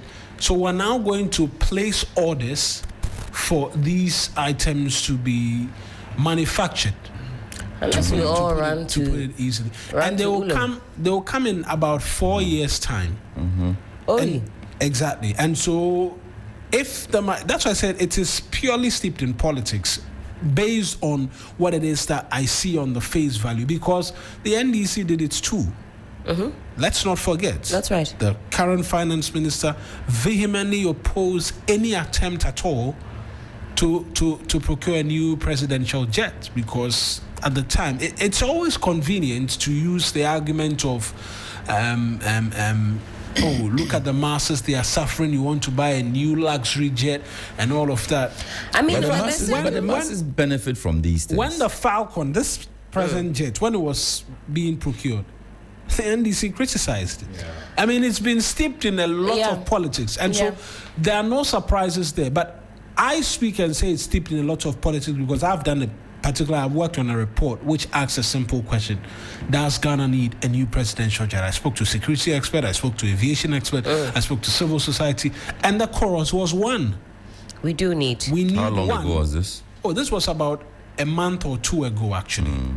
A month or two ago. I spoke to Professor Kwesieni. If I call him doctor, it's going to kill me. Professor Kwesieni. I spoke to an aviation expert, Mr. Benjamin Owusu, and then Imani Africa's Franklin Kujo as well. And the chorus was one and one only, that look, only Imani Africa's president raised a concern about maintenance culture, which I believe is 100%, because to have had the Falcon go for extensive deep maintenance work, and we're told all of the fuel tanks and engines and whatever corroded, that they had to be there for 8 months, that creates in the minds of persons who are going to be flying it, hey, is this thing safe after such corrosion? But I mean, from the experts, it can be flown and all of that, but there's a need for us to begin the process to procure a new jet, and that process is what is starting. And so it cannot be, of course, we have to look at the numbers and see whether or not there's value for money. There's a value for money office being created in the 2026 budget. And so now we'll value for money office. Yes. Creating a value for money office where we subject all such procurement and huge things which we'll see us commit a lot of money to some extra scrutiny. Do we need a value for money office? Do we need what? A value for money office. I think the justification was provided. The minister provided the justification. So in the various institutions, bodies, there's nobody there that can assess that this thing is not value for money. We have to take it to somebody else to now come and assess, pay that person, pay the rents, pay electricity, and add more money to. Even the value for money office will now be subjected to a value for money evaluation. It will be at the office of the finance ministry. That's one what we know. Who is mentioning SML this morning? Nobody has mentioned Crosby mentioned. And Don Ulo, we've gotten a message on the socials. Good morning to all of you who are tuned in, watching us. We appreciate you. The journey from the Wa Airport is, we're being told, is not 45 minutes. 45 minutes. The person says It's at 2 hours. The person says my name. 2 hours. Let 2 hours. Crosby read that. Is that the thing is 2 hours away? I'm listening live from Wa via the internet. Oh, good morning. Good morning, Wa. Good morning, Wa. It's about a 2 hour journey. It's not even 2 hours. About so it can be give like or 3 take. hours. No, about You have been like, fact checked. You have been fact checked. I've been fact checked. Yes, by the listeners. They fact checked. You have taken an anonymous message over. It's not anonymous. The name is there. The picture is there. Check it out. So here's the thing. Bontihu Isaac. From here, from Accra to Wa. We'll fly. Listen, from Accra to Wa used to be like a 12-hour trip. Okay. Now it's like multiply that by 2. What? Just 24 hours. A little over, actually, because of the road. Poor nature of My exactly. goodness. So, typically, this is not a conversation we should be having. So you mean if you are because using of your the own bad- transportation, if you are using your own car, Isaac, let's have this. If you are using your own car from Wa and you get up, you are going to Ulo. Yes. It shouldn't take you 2 hours. Why are you going to Sola? So if from Wa to Ulo is 2 hours, from Wa to Sola is how many hours? You're fact checking the fact checker. Thank you. Wait. Because the man So Isaac I've said 2 things. Because Isaac is cannot- not here. cannot He's speak. here. But Isaac can send us a voice note via WhatsApp. So you read out the WhatsApp message. He can send us a voice note. I've said 2 things. You want to identify his voice so that when you go to Wa, you can deal with him directly. No. He's bringing up a real conversation. That's why I use the Accra Wa road or journey as an example. I'm sure he's taking into consideration the poor road network. Why can't I find Ulo on Google Maps? Check. Your map is wrong. It's a major road. You cannot not find it. The mischief in the. It's a Ulo, Norway. Ulo, Slovakia. Ulo, Ulongi, Mozambique. I'm not seeing Ulo in. Hey, Charlie. I said it's a major road network. So you cannot. We'll send an analyst first to make sure, pave the way because I'm not so sure about this journey. At least Google says if you want to drive from here to Wa, at least around the airport, it will take you 16 hours to From get where? there. From here, from TV3. So if we board this morning, it's telling us about 16 hours we go catch Wa. But this is not. I mean, At you can't present, take it. no. You can't take this on. At on present, face no. value. Now today, it even takes you more than 6 hours from Accra to Kumasi. Yeah. It takes you more than. Previously, it was you could do Accra Kumasi 3 4 hours. to 5 hours. Even quicker. 3 hours is risky. Yeah, it's possible, but it was a very risky thing. Yeah. You could, on the average, 4 to 5 hours, you would be in Kumasi. But now it will take you more than 6 hours to get to Kumasi. So Isaac has a point, but I'm saying that Isaac is using, probably considering the road network. Present conditions. All right, guys, we have to make way. The phone lines have begun beeping already. But before we do that, let me talk to you about Rosebank International University. It's a strong South African university and a brand of the AdVTech Group, Africa's largest private education provider with 146 schools across 5 countries or 5 African countries and over 100,000 learners, and partly owned by the World Bank through the IFC. Rosebank International University is fully accredited by the South African Qualifications Authority, the British Accreditation Council, GTEC in Ghana City and Guilds in the UK, and Capsicum Culinary Studio. At Rosebank International University, we offer a Doctor of Business Administration, DBA, MBA, Master of Science and Master of Philosophy in Digital Marketing, Bachelor of Supply Chain Management, targeting professionals in freight forwarding, customs, etc. We offer hospitality and culinary arts available at diploma, undergraduate and postgraduate levels. Our RICT has BSc Information Technology in Business Systems and IT Computer Application Development, all carefully designed to equip you with the skills and qualifications needed for a successful global career. Our mission is simple: inspiring excellence. Admissions are now open for January 2026. Visit our modern campus at Airport Commercial Opebia House, Accra, or apply online at www.riuc.edu.gh. Rosebank International University, building global citizens. We're back after this break to pick your calls.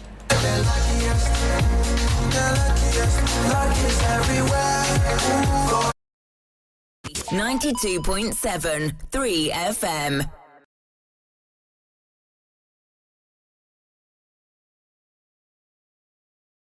The year's been long. Deadlines, hustle, pressure. Now it's time to breathe, to dance, to feel again. The music hits, waves crush, energy rises. You're surrounded by good people and golden light. This is your reset, your freedom, your joy. 3FM All White Party, the beach edition, where paradise meets the party. Labadi Beach Hotel, 28 December. Lock it up.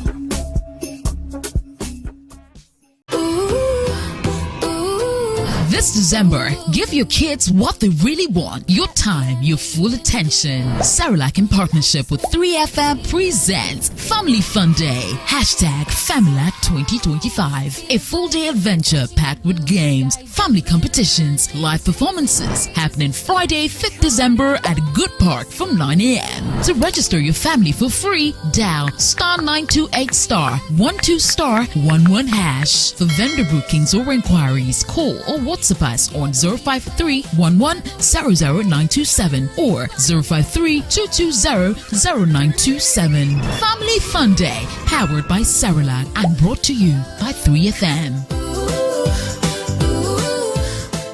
The Electoral Commission has reiterated its commitment to organizing free and fair elections this December.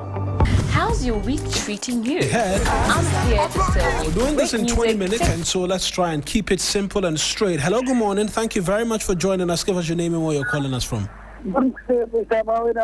Yes, sir. My name is Ajana Wan from Dome. Ajana Wan, it's good to hear from you. Talk to us quickly.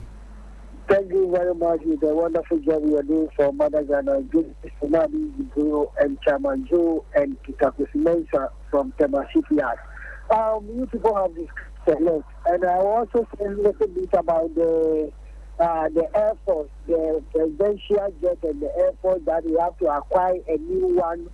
For we have only one at the Air Force base, if what you said is right. So if we'll be having an emergency, so we have to wait for 4 years before. So which means if there is a damage, which means at all there is no aircraft in our military base, and that is unbelievable. So how can to be a fast track, or we can just have maybe we can go to UK or US for. If they have one, they can borrow us for the meantime. After that, to send it back, or it will not work. Ajana, it's a security conversation. I'm not sure you can be borrowing military aircraft from other armed forces and the like. Okay, so we are pleading that it should be fast track, and I also applaud the finance minister with a good job she's doing for Mother Ghana. Thank you very much as well for calling. Hello, good morning. We may have lost that one on the telephone line as well. But you can call us 055-924-2717, 055-691-0154. Hello, good morning. Good morning. Yes, sir. Give us your name and where you're calling us from, please. Good morning. I didn't have a call. By God's grace, we're well. What about you? By the grace of Allah, everything is cool. May his name be praised now and forevermore. Talk to us. What's on your mind as well? Nokrasa, we may have lost you on the telephone line. Hello, good morning. I'm here. No. Nokrasa, you are on two lines. Yeah. Oh, one. I have almost 4 mobile phones. So when I target 2 here, then I'll target 2 here. All right. So talk to us. My brother. My main for Akwanya Tsunami Chow ni what you might for. Now, I'm more my basso. I'm in Chama did you have to go and then my chairman to know for Switch out of Condition Yamishana. Open here. the other ball at the force abaso, near bottom penny for abaso. Me gidi say a year helicopter lady, Omokota at the bois. Am I Omodi aboy Yahuban, your security locra, they tight. Am I Yahuban bono etching aquanim, Nebipia etching aquim or my Ghana na, your research no, yet me research or my Ghana, am I agree, am Ubia who say, I'm patron the man, mamma, and he come back no, where me, Nambo. Name na point is in binum, epinum, yet throw your former among fat, no information, a mom, and yes, he can threat. Your former among fat, numerous fundy, or swine, and what your quampa, abaturso, and yes, I be, my force and not a buffon. Yes, throw because a binu yet to my, it's in your mood to see a boy being with you. All right, thank you as well, Lucrasa, for calling. Hello, good morning. Name this Papa Bisu on the line, my brother. Papa Bisu, it's good to hear from you at this morning as well. I trust that all is well with you. Yeah, all is well, because you saw you heard the budget. Showing us that the country is on the right track. You understand me? Yeah. And then you hear Kojo Point Puma and them saying that the CD strength is due to pumping of money from the central bank and all this. Why didn't they pump that money? Why? How come that almost $32 billion, like the finance minister said, just got vanished from the trade something that we were talking about? Who are those behind it? All this $32 billion plus other monies like buffer stock money, signal bureau money, national service money, $98 million for the so-called national capital. If we have all these things, so are you getting my point? The city will be strong because they mismanage the country. You understand me? They mismanage the economy when they were in power. So they should stop giving us unnecessary statement outside there. Right. Please, right. The jet. We need a new jet. The old jet. I'm begging President Mahama and then other people not to use the old jet. They shouldn't use it. Please. Right. We don't want to lose any more life. Thank you, Papa Bisu, as well for calling. Hello, good morning. Good morning, yes. My friend. Yes, brother. I trust that you are doing well. I'm doing well, and you? The grace of the Lord is abundant in our lives. Talk to us this morning as well. Thank you. This is Eben in Kwabenya. Eben, it's good to hear from you again. Share your thoughts with us. Yeah. Let me say good morning to my president. He's really doing well, and I like his governance he's giving us. God bless you, Mr. President JDM, the Vice President, Prof. Nana Opoku-Agyeman, the Chief of Staff. Also, my bosses, Honorable Peter Kwesi Mensah of Temashipia, Deputy Chief Executive, and Honorable Kari Makafu, TDC boss. My MP, Elikwi Maklugu. Kudos to you and your MCE, Honorable Abu, for the yeoman job. You see, our time is sad. Do you speak Tree well? Yeah, hello? I speak Tree. We're in this country. Tibok Koswaban, we witness it. Okay? So the MPP should give us a break. What am I hearing them saying? That what? The kind of money what the Bank of Ghana has pumped, they should have come easily. Do they know that? What is it? Gone are the days that what social media is not relevant. So they thought they can have the likes of Dr. Domfe to come and fight in the studio and defend them unnecessarily. But nowadays, you see all of a sudden his behavior, it is all over social media. See, now the lives are over. Now, those days they say Benjamin Breda they can deceive us. No, it can't happen anymore. Now, so thanks to social media, the little thing will search and see. That is why what? Dr. Domfe will be annoyed and fight for example, for speaking the truth. Let's steer clear of that. I'm concluding my let's steer clear of that. That's a subject matter that will be dealt with subsequently. Mama, when you know something, let me tell you something. As we took over from them. Should the economy collapse, would they say that it is what the NDC bad governance? We're in this country. You remember when John Mahama was swearing that on the 7th January, when energy minister said that what? We have about 2.5 days work for this because they didn't do this thing. They were saying, hey, NDC is in there, they do so this. But look at our performance. Now you say we should be giving the credit. Still, we are not in those Benjamin Bray or Tibon Koswaba you gave us. Right then, Eben. The finance minister has really performed well, and for me, with the presidential jet, I'm for it. I don't care that you said the NDC used it to employ. Let me tell you something. We're in this country when they were giving us what? A Bismarck governor. We saw that what inflation rose to 54. So in those days, I don't think we need to go in for presidential jet. But now look at the economy, the dollar to the city. So I'm for it. They should go ahead and make sure we get a president jet that will make sure protect our people. So thank you, Eben, as well for calling. Hello, good morning. Talk to us. Trust at all as well with you. Good morning, Honorable Mawena. Yes, sir. Trust that you're well. By the grace of God, I'm fine. This is Bright from Abosokan. Bright in Abosokan, let's hear you as well this morning. May God continue to guide you and protect you. Let me say good morning to Honorable Alaji Yakondo in charge of operation, and Honorable Peter T, and Honorable Alaji Rauf, and Honorable Karich McAfee Nunepeku or TDC.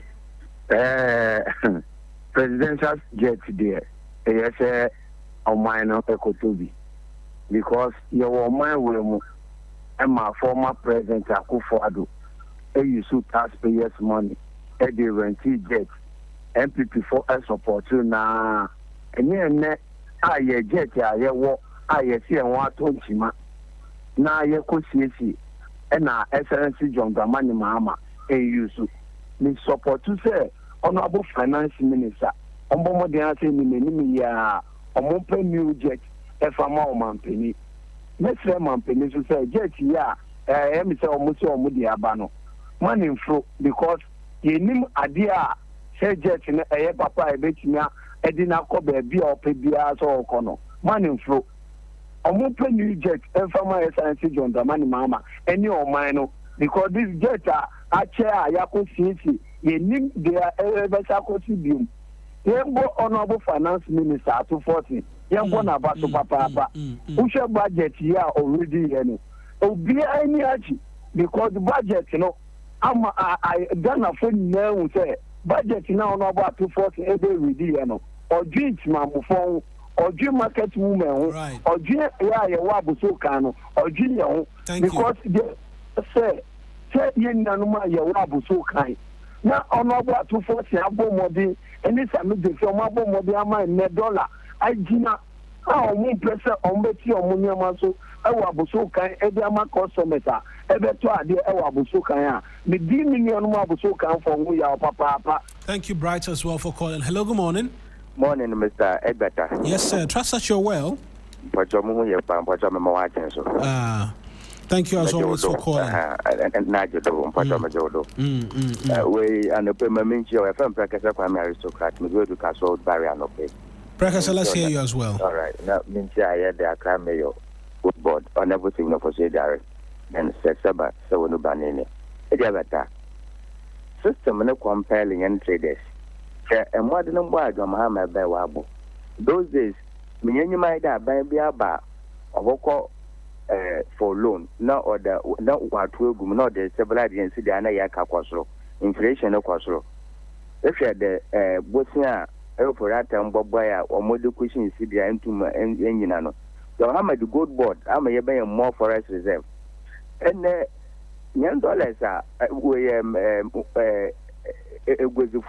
was a car and Zama was a banner. Dollar no that. I am a Mafi JJ. Where the lady with the young JJ. Because soon to mankind can Yanafo. Muguta phone won't time and there. That time my banners will be asked to Namado. Mugutambaka and there. More shade sit in the Begina Sana. It's been 10 solid months I sit in the Egina. And to say Moon to Monyamado. Some we are foreign companies and as a one business of we have many a day. JJ Bakajro plane because Mr. Zabata, I was so careful any justification to tell I'm in our day.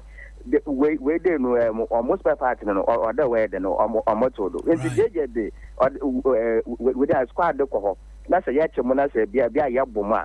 I beg of you, we can't be talking about assaulting individuals, but I appreciate you sharing your thoughts with us as well. We may have lost that individual on the telephone lines. You can call us as well, but let's pick another caller. Hello, good morning. Good morning. Yes, sir. Give us your name and where you're calling us from, please. This is your brother, Untitled, calling from Zenupum Kataman. Untitled, it's good to hear from you. Talk to us briefly as well. Yeah. Without much ado, let me greet my mayor, Honorable Tiki of Kumkatamanso, and Honorable Joti, the MP. They are working. And let me greet Dr. Ofusu Ampofu, Daddy Bay. It appears we may have lost Ike Lord. Hello, good morning. Good morning, good morning. Yes, ma'am. Give us your name, where you're calling us from. I suspect this is Rose. Right? Yeah, I'm Rose, Queen of the Aries. Rose, let's hear you quickly as well. Let me say good morning to Honorable Achimo, Regional Chairman. Then Boss Lady, Tema Centra. I greet my father, Honorable Danamate Mensa. Many of them, Mame Ebo, Honorable Atofosi Abasu, Finance Minister. Dano. Wako ready budget ama Ghana phone na yenyaji na me dia me mpeka ne se omu di tax ba betu ye konso because they dia me can say so omu sa di tax di ba ombe ha yeti mamofo ampaso omatie ye sufre we na e party a eju oman no ho but me se omu do mu di gwa kwam no nyina by next year kono omu bomode no mu ye special ye road some ya kwan na titi apasa because abanda da by 8 years dey omure si ye road ninga ogana ha me fansa shama na me wa shama ye road ninga atitia pansa enti e besro mo say do mo kan no omu disu ma yete mamufo na nga ye ho toye na masasre asem na ye papa ase du tu dwano me nya bema e ho hia papa ye na china shama sa abanda da mo bokro no wo mu no manye ndi se fo say ye na ya papa wanti usu ye di appointment ma ukotina ho akoro na obebo usu bokro no bia emra na ye didi wo mu no e be di otu enti ye nji o man no first Ghana ye ba ko pe Ghana ye ya ye ma ye nyina. Thank you very much, Rose, as well for calling. Hello, good morning. Good morning, Marina. Yes, sir. Yeah, how's your life? By God's grace, we're well. What about you? Thank you, God.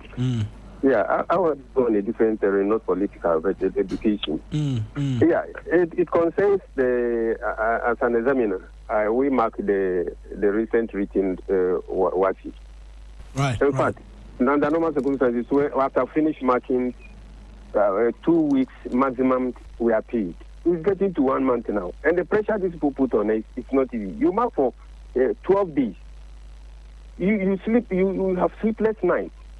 And so now no one is telling us anything. In fact, we want the government to come out. In fact, some of us, we all have political limits. Formerly, when the previous government was there, as I'm an NDC guy, we all put pressure on them, and then the wire could be coming. This man will be coming out. John Capi will be coming down and saying the government owes them, blah, blah, blah. If they go, then they should tell us, so that we put the government on their right. Okay, we are suffering. We like throughout, we work, and then so now nobody is telling us something. We have something to do with the money. That's why we sacrifice. Right. And could you believe that this year a lot of examiners didn't come? So we have more papers to mark and more pressure on it because some of these things are becoming appalling. So some are trying to withdraw. If they don't do sit up next year, they will suffer because we are not being taken as a contract to mark. We are doing it on a voluntary. So they should do something. Thank you very much. Thank you as well for sharing your thoughts with us. It's talking about payments due examiners who marked this year's WASI. Hello, good morning. Good morning. Give us your name and where you're calling us from, please. I'm Frank Naro, Domimeyo. Frank Naro, Domimeyo. Let's hear from you. Yo, Minia, Anopoidi and Yami, Asunjay County. I'm in fact, Apanya Manyasu. Namentia Madina, Mr. Primo, Dialect Sam. Ewo Usukaso, that we will see Papa. 3FM, the Nissan, but Yana Papa, and Chama Jew, a Shama communication officer. I'm in Senya was on Mojo Mumbai, Emami. Minia, education, one someone. Your Papa John Mahama, and this at the Yakumaso. You shake Ghana ha. Senior secondary school, IHS. school time yeah I am from Naro before we are also Kobe. I will Ghana and this by NDC. The basket school so Aminia to do now almost 82% NDC by NDC. In the church education there, and I am your bar. Young Koto Apo, Aspak, Emangwala. Fast questions, Emangwala, when you Namusha to enter them. In my baby of fire, would you so one month and your fine? One six forecast, one moment, or Jabby Biagun, they do two exams. I forgot fast questions. And Emangwala, I found way by young Symphony Samota, and then Kualana Control, PC, or Obama past year. Two secondary school for high school, or Pia Banyan Squapa, Yanya Hunde, 3 years ago, my first born was secondary school, with forecast 7,800. This year, I'm going to book 300, 3,000. I just swap it. Bear 5,000. It's not my papa. And this year, can we be a quiet and be a in this year by the room? And over from some rule. And I don't want to contact the yes one. And I go for the book, that is my contract. Once you go, yeah. Thank you as well, Frank Nero, for calling. Hello, good morning. Hello, good morning. Oh, no. Yes, sir. Trust that you're well. Ike. Ike, we lost you on the phone. Yeah. Let's talk to you. Mami Chia, Dr. Fusampo, for video will be an ano Penyamin Cano, and my boss, your friend Melu, Mechiano. Senia, bright Becano, presidential jet in Abano, or Mampini Montrim. You will Maimuna, Nana Kufado. A cow body rente, your friend is a presidential jet, no, a bit togu, no, a coffee, a cuisine, Nigeria, no, a coffee, no, that die. Says he can get the Tobia, Nanke, and so the bro, or the Bruno DSC Kako rente jet, no one can home. A quadia saw finance minister ni a buying penny for by year come with trouble mamma jet, a yama, or my opinion, or money, never bois, nothing so, make Alpha, your friend say Marek Basinteri, why you boss? Or more didn't know social media say, or Yale, and I say, ni say no, a big wabo mutriso, a big wabo mutriso, no mabusian so. Man, no, no, ye, or Yale, into a moment near Joe Mubo, say, or Yale, no one can hono, a big woman, no mabusian so. Or my Jumboni be on my Jimby, a big wabo so. Young support or my opinion. Young one paying town in penny for Mubo, man. Then I mean more. I want Dino from more, my now. Fellow Nini Dom NPP for Nadia. On my bed, position, what, papa. Thank you very much, Frank, as well, for calling. Hello, good morning. Good morning, Afo Emmanuel Egbeta. Yes, sir. Give us your name and where you're calling us from, please. Yeah, my name is Eric. Ajimi Victor. My name is Eric. Victor, it's good to hear from you. Talk to us, Victor. Yes. Ajimi Victor from Kita constituency in the Volta region. Afo Emmanuel Egbeta, I would like to say a very good morning to our Council of State. Do you know our Council of State is trying to build AstroTurf in Volta region, in some places in Volta region? I think he's doing a human job. May God really bless him. Amen. Afo Emmanuel Egbeta, you see? The name is Eric, it's not Emmanuel. I don't know. Egbeta, yeah. You see, where this country is heading to, or where President Joe Mahama has placed this country, my brother, we need about 20 years to reset this country.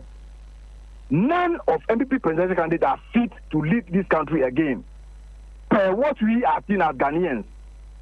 And if we don't know, per the scandals, millions of dollars, billions of dollars that MPP has allegedly stolen from this country, if we don't know, we hand over this country back to Baumia or Wada Kennedy or whatever, my brother, we are heading towards a ditch.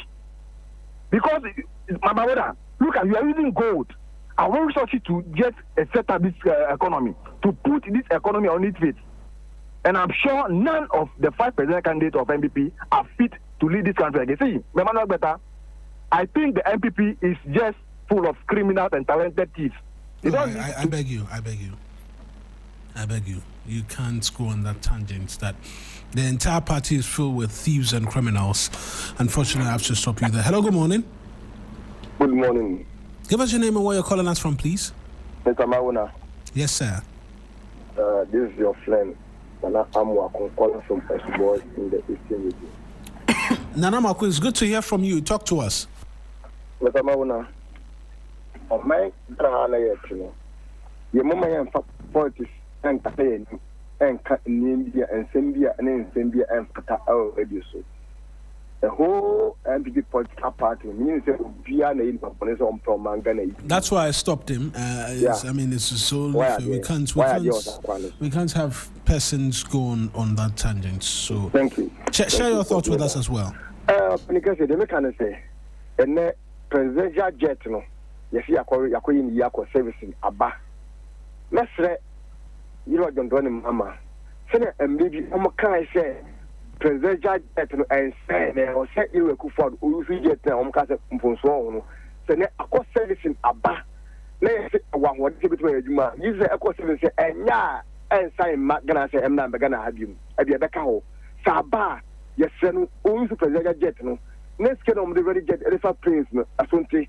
Say, yes, I was over fra. Omumla was in Megana for say, and same year, maybe I can say, you go Kuford on phone or Magana or I jet room. Ne ya get from umpa o manage and sana o matter from what for because the nyan central for in Centronio I found a whole television to say you look for the plane crash ya and yashi I'm gonna plane crash no because I get to go on them. So what do you say at some that I was a wayani or any binigani casa or gana of course and your political party or do over and yashi.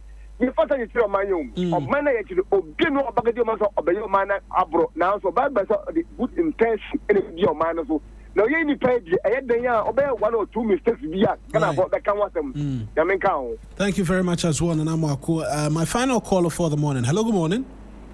Mawina Sardine. Hello. Hi, Mawina Exeter. Yes, sir. Give us your name and where you're calling us from. My name is Nia. I'm calling from East Legon. Nia in East Legon, you're my final caller for the morning. Talk to us. Bill is here. He's waiting to do so. No, Mawina, I have a very big problem with Ghanaians. In fact, leaders of this country. Mawina, I drove from Accra to somewhere Bronga Afolutin. Mawina, if you're a Ghanaian and you climb that road, look, you will curse every minister of roads and highways who has ever been in that office in this country. Look, it saddens my heart that we go to school, learn, acquire all the degrees and qualifications, and then when we are appointed into such offices, we put aside our qualifications, common sense and knowledge, and then we do what we think, as we please. So that road there is a death trap. Trust me, it's a death trap. Why? What is wrong with black man? Can't we think? If this same country is given to a white man to manage, look, you will see this country in 2 years, how it will transform. Akobi Bini, Jimmy. No, I'm sorry. Thank you. Hold on. But you have to. Sometimes it's bitter. It's painful. You are paying so much taxes. You are paying so much, and then see the work that has to be done there. I said, look, you don't expect me to clap and then laugh when rot is being done. Why? Aren't we human beings? They drive in their Land Cruisers and their escorts. And then we will suffer. They don't pay taxes, so we pay taxes. Why are you doing this like this? Look at Accra. Look how dirty Accra is. Look at how dark Accra is. And then you tell me to clap for the minister of the regional minister. Why? Right. Why? What is wrong with that? Thank you as well for calling and sharing your thoughts with us. You're our final caller for the morning. Billy Shen is here. With the very latest award winner again, I can say confidently and proudly. Congratulations to you. Thank you, my bro. You bagged another one.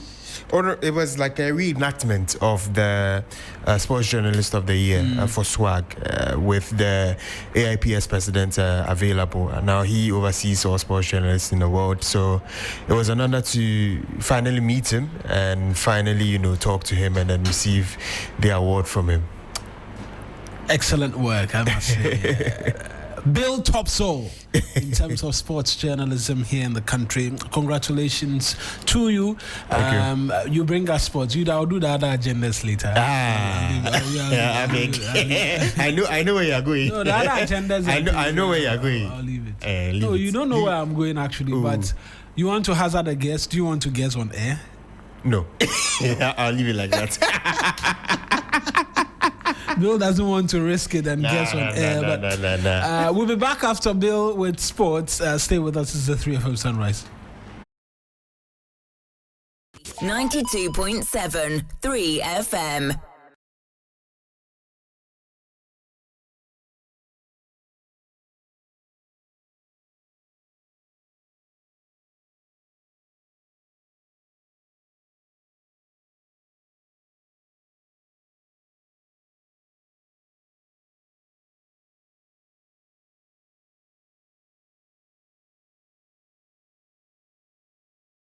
.7 3FM. 92.7 3FM. 92.7 3FM. 92.7 3FM. 92.7 3FM. 92.7. Here on Sunrise on 3FM 92.7. My name is Bill Ishen. We start off with match day 10 of the Ghana Premier League. Accra Hearts dropped points in a goalless draw against Swedru All Blacks on the afternoon. Now, elsewhere, Asante Kotoko fought back at the Babayara Sports Stadium to secure a 1-1 draw against Aduana Stars. Now, my colleague Mutala Yakubu was at the various venues and came up with this report. Match day 10 of the Ghana Premier League has come to a closure with some thrilling games being played and some interesting results being churned out. It started on Saturday, and after 16 years, Hatofok visited Swedru All Blacks at the Swedru Sports Stadium. A game that ended goalless with Hatofok having influx of chances falling to the likes of Frank Abraduku, and they were not able to put Swedru All Blacks to the sword. There was no Benjamin Asari in post, so it was Solomon Agbasi who made his debut for the Phobians. Asante Kotoko also hosting Aduana FC, who have been in fine form, and Kotoko prior to the game had gotten 4 points from their last 2 games in the Ghana Premier League, and we're looking at continuing their fine form as well. But the game ended 1-1 with Emmanuel Mafo scoring the opener for Aduana in the first half that they dominated. But Lodamwa equalized for Asante Kotoko just before halftime, and that was it. There were no goals scored in the second half. For Choba Aristika, it's a point gain, and for Karim Zito, it's a missed opportunity to beat Aduana. Other results also saw 11 Wonders, who were looking at getting their first win, lose to Mediama by 2-1, with Baseka Holy Stars also drawing 2-2 with Vision. Hearts of Lions continuing their fine form with a 2-0 victory over Young Apostles, and Bechem United getting a 2-0 victory over Samatex. Brekum Chelsea also beating Nations FC by 2-1, and Dreams also getting a 1-0 victory over Ho United. At the dance bar, Gold Stars also pipping Karela by a 2-0. That was a wrap by my colleague Mutala Yakubu. Now, following the 1-1 draw at the Babayara Sports Stadium, coach of the Porcupine Warriors, that is Abdul Karim Zito, explained that he was not satisfied with the results and was forced to make a few tactical decisions due to injuries. I'm not satisfied, but I can't blame anybody because when you look at our game, our 3 games previously, you will see a lot of change in this game. Why? Because of injuries. You understand me? So it was like we were even when you look at us in the field, we couldn't put 1-2 together. So I have to do an early tactical change to bring in Baba so that we stabilize. So if I tell her I'm okay, I'm not okay, because on our way of winning or trying to win the league, we should win all the matches. That was Abdul Karim Zito speaking there. On the other hand, coach of Aduana Stars, Arisika Chioba, believes Asante Kotoko have better individual players, but Aduana are a better team playing together as a unit. I tell you before the game, the Kotoko have the individual player better us, but us have the better team inside in the pitch from discipline, tactic, and working together. I have another 3. I have another 3 or 4 chance from the score. If it's coming the score, maybe I will win the game. But also Kotoko have 3 or 4 chance from the score. That was Aristika Achio by the head coach of Indiana FC. Now, Midiama FC head coach Ibrahim Tanko has praised his side's performance in their 2-1 win over 11 Wonders FC, but insists they must stay focused if they want to achieve their ambitions this season. Yes, I mean, looking at the important points today, I think, of course, we are on course. But the game itself, honestly, in the first half, we didn't do well. We lost a lot of balls. The energy was down. But I think in the second half, 50-50. But I mean, we managed to get the win. I think that's the most important. And I congratulate the boys. That was Ibrahim Tanko, the head coach of Midiama SC, speaking there. Now, proceeding to the aftermath of Ghana's defeat to Japan in the international friendly, the former Black Stars forward Augustine Ahemfo attributed the defeat to the absence of key players. He has urged management to field prominent players in future games. We should have spoken to our good players, because if the likes of the Thomas Partey's and the Kudus and Jordan Ayus were in this team, I don't think would have lost this game. So let's look at these matches as our AFCON, like I've stated earlier, and then try to, in the future, put some prominence to these matches.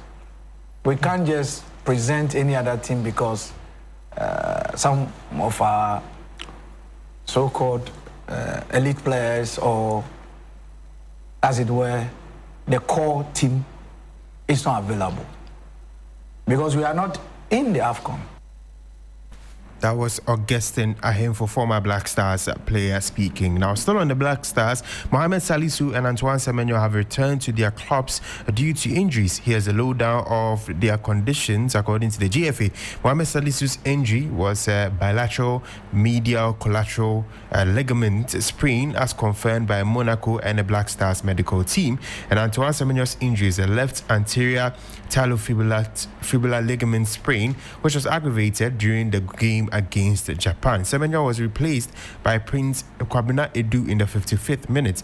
With these injuries, plus Francis Abu's earlier injury, Coach Otuado has 19 players left for the friendly match against South Korea on Tuesday at the World Cup Stadium in Seoul. And of course, Francis Abu has undergone a successful surgery. Let's move on to the Sports Journalism Awards, as the SWAG Awards. The president of the International Sports Press Association, Gianni Mello, has emphasized Ghana's dominance not only in Africa but in the world. Now, here's what he said earlier on Saturday on Warm-Up Plus with regards to the AIPS Awards. In Ghana, in the statistic of participation to our award is at the top, in Africa for sure. And also in the world is very well on the top. And I think that this is the tradition, because, you know, in the world it's not so easy to win, because this year we have received 1,987 submission in the 9th category. Yeah. You can imagine. Yeah. The concurrence is big, and after our judgment is very clear, because all the judges in the different point of the judgment, they have to sign all their votes. So they're not a situation in which somebody is my friend and I vote for him. No, because you can control all the votes because are signed. Mm-hmm. And this is the most important thing, because it's a very serious award, and I think that is a show the importance of sport journalism in the world. Because if 1,000, near 2,000 people. That was AIPS President Gianni Mello. Still on the awards, Black Stars duo of Antoine Semenyo and Benjamin Asari emerged as two of the biggest winners at the star-studded 50th Sports Writers Association of Ghana SWAG Awards Gala on Saturday night, as Ghana's finest sporting icons, past and present, were celebrated at the nation's longest-running awards ceremony. Now, Ghana's male 4x100-meter relay team was crowned National Team of the Year after its sensational season on the track. However, the loudest cheers of the evening were reserved for two men whose names are etched permanently in Ghana's sporting folklore: Abedi Ayew Pele and Azuma Nelson. Former Black Stars captains Asamoah Gyan and Andre Ayew were among several icons presented with the SWAG Lifetime Achievement Award. Now let's do some more news on the continent and Nigeria's hopes of advancing to the intercontinental playoffs of the 2026 FIFA World Cup came to a heartbreaking end after a dramatic penalty shootout defeat to DR Congo on Sunday night. Now, after the game, Super Eagles head coach Eric Schell has accused the DRC of using voodoo against Nigeria during both sides' penalty shootout in that win in the playoff qualifying final. During all the penalty session, a guy of Congo did some voodoo. Every time. So this is why I was a little nervous after him. Yeah. What did you see? Yeah, something like that. You know, with the I don't know if it's a water or something like that. You know. That was Eric Schell speaking loud. Let's head on to Europe, and Thierry Henry backs Arsenal to win the Premier League title. Arsenal have had a great start to the new season, and they've dropped points in only 3 of their first 11 games, which just one of which was a defeat. And they are now 4 points clear at the top of the Premier League table as a result. I think the difference so far is how solid we have been, and rightly so. You're going to have to mention some guys at the back, and people do mention them, but it's the way the team defends. I keep on saying that if you don't defend well as a unit, you're going to be exposed to concede goals, and unfortunately for us the other day, we conceded 2. It didn't happen for a little while, but everyone believes, everyone thinks that it can be the year, so hopefully I'm not going to jinx it. That's all I hope for Mikel, that's all I hope for the team, that's all I hope for the fans, and hopefully we can finally win a title again. That was Thierry Henry speaking. Let's still stay in Europe, because after nearly 3 decades away from the global stage, Norway secured its ticket to the 2026 World Cup with a stunning 4-1 victory over Italy, a historic triumph that brings the Scandinavian nation back to football's elite. The Knights belong to Erling Haaland, who delivered a decisive brace and led his country to break a cycle of frustration. Now, before we go, let's do some basketball here. And the Hawks defeated the Phoenix Suns 124-122 as they overcame a 22-point fourth quarter deficit. And Atalanta wins their 5th straight game to move to 9-5 as the Suns have their 4-game winning streak snapped, falling to 8 wins, 6 losses on the year. That brings an end to sports here on Sunrise on 3FM 92.7. My name is Bill Ishen. We'll see you same time on Tuesday with more updates from the world of sports. Until then, have a great morning. 92.7 3FM.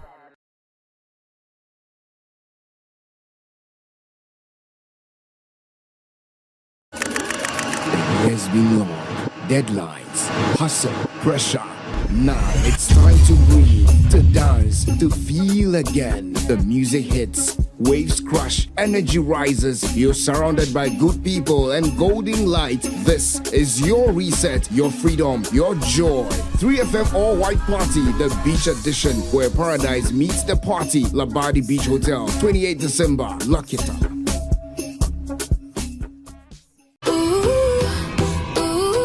This December, give your kids what they really want. Your time, your full attention. Cerelac in partnership with 3FM presents Family Fun Day. #FamiLac 2025. A full-day adventure packed with games, family competitions, live performances. Happening Friday, 5th December at Good Park from 9 a.m. To register your family for free, dial *928*12*11#. For vendor bookings or inquiries, call or WhatsApp us on 053-11-00927 or 053-220-0927. Family Fun Day, powered by Cerelac and brought to you by 3FM.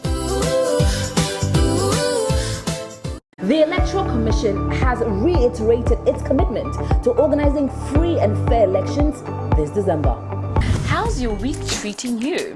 I'm here to serve you great music tidbits for your at-work listening pleasure. Rastafari, Rastafari, Rastafari. Our Father, who art in Zion, Kanamawe, Kanamawe, Kanamawe. Oh, turn it up! Come into the mountains, sight and I grandpa. It's time to drive you home in style with great music, the 411 and all your favorite songs, what's happening around town, and so much more. And in the headlines today, the two leading political parties have been addressing the public on allegations of corruption. The Black Stars coach has unveiled his squad for the upcoming games, and there are some interesting names. Pull up! The weekend is here and it's time to turn up. Get your dancing shoes on, Lego. We really do have it all. It's a premium mix of information and entertainment every single day on 3FM 92.7, your urban lifestyle radio.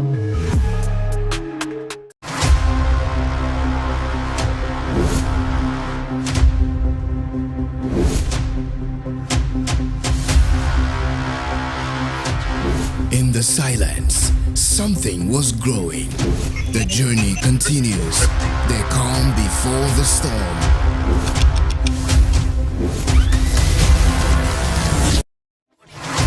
You can't mute a force that was born to speak. You can't bury rhythm. It rewrites itself. Louder. Every signal lost finds its way back to the source. This is not a comeback, it's a recalibration. This is the takeover. This is Trigmatic on 3FM Drive. Driving you home with good vibes, good conversations, and the freshest hits. Hop in, take a ride. Trigmatic on 3FM Drive. 3FM, your urban lifestyle radio. You know, I've watched you. Sometimes our people disagree with you, but I mean, I understand some of your approach. I mean, sometimes we take a hard bite. It helps us as politicians. Nowadays, when I listen to you, I even panic. Why? Maybe, hey, Why do you panic? the way you, Papa, you know Papa.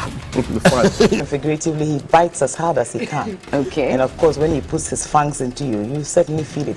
I think it pretty much Johnny's bite.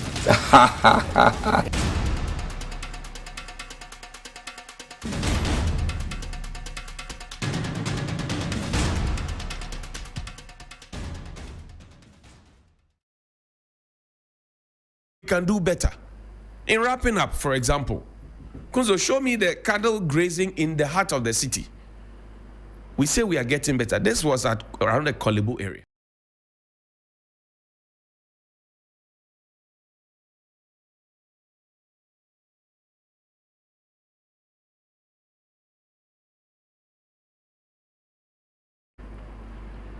Cattle grazing in the city, around a place called Baba, around Kolebu area. Cattle grazing in the city. Alote, good morning to you. This is the ring road. The ring road.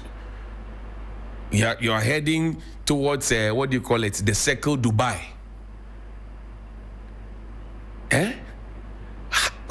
What is wrong with us? And you have assemblies there, you have DCs and MCs there, you are supposed to have, what do you call it, metro guards there, you are supposed to have a community, everybody is there, but everybody seems to watch. Look, where the cattle were grazing, it's not far from where the police checkpoint is.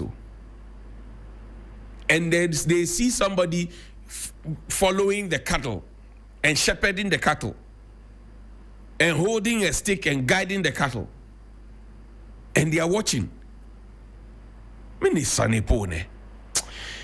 Here ends my sermon. Please call me 055-924-2717. And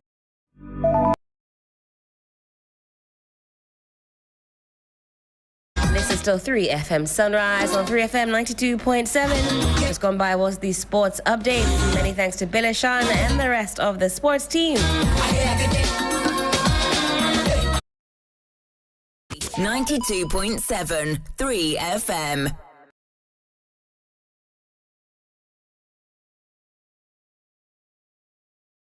The year's been long. Deadlines, hustle, pressure.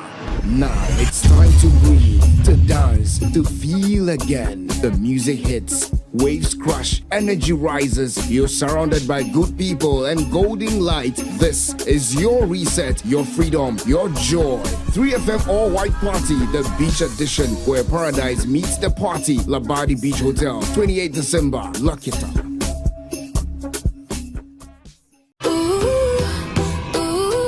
This December, give your kids what they really want. Your time, your full attention. Cerelac in partnership with 3FM presents Family Fun Day. Hashtag Familac 2025. A full-day adventure packed with games, family competitions, live performances. Happening Friday, 5th December at Good Park from 9 a.m. To register your family for free, dial *928*12*11#. For vendor bookings or inquiries, call or WhatsApp us on 053-11-00927 or 053-220-0927. Family Fun Day, powered by Cerelac and brought to you by 3FM. The Electoral Commission has reiterated its commitment to organizing free and fair elections this December. How's your week treating you? I'm here to serve you great music tidbits for your at-work listening pleasure. Rastafari, Rastafari, Rastafari. Our Father, who art in Zion, Kanamawe, Kanamawe, Kanamawe. Oh, turn it up! Come into the mountains, sight and I grandpa. It's time to drive you home in style with great music, the 411 and all your favorite songs, what's happening around town, and so much more. And in the headlines today, the two leading political parties have been addressing the public on allegations of corruption. The Black Stars coach has unveiled his squad for the upcoming games, and there are some interesting names. Pull up! The weekend is here and it's time to turn up. Get your dancing shoes on, let go. We really do have it all. It's a premium mix of information and entertainment every single day on 3FM 92.7, your urban lifestyle radio.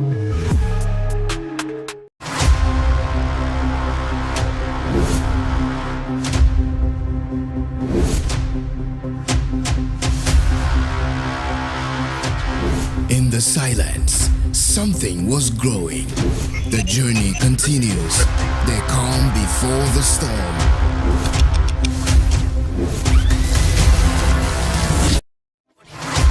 You can't mute a force that was born to speak. You can't bury rhythm. It rewrites itself. Louder. Every signal lost finds its way back to the source. This is not a comeback, it's a recalibration. This is the takeover. This is Trigmatic on 3FM Drive. Driving you home with good vibes, good conversations, and the freshest hits. Hop in, take a ride. Trigmatic on 3FM Drive. 3FM, your urban lifestyle radio. You know, I've watched you. Sometimes our people disagree with you, but I mean, I understand some of your approach. I mean, sometimes we take a hard bite. It helps us as politicians. Nowadays, when I listen to you, I even panic. Why? Maybe, hey, why do you panic? The way you, Papa, you know Papa. Figuratively, he bites as hard as he can. Okay. And of course, when he puts his fangs into you, you certainly feel it. I think it pretty Watch Johnny's bite.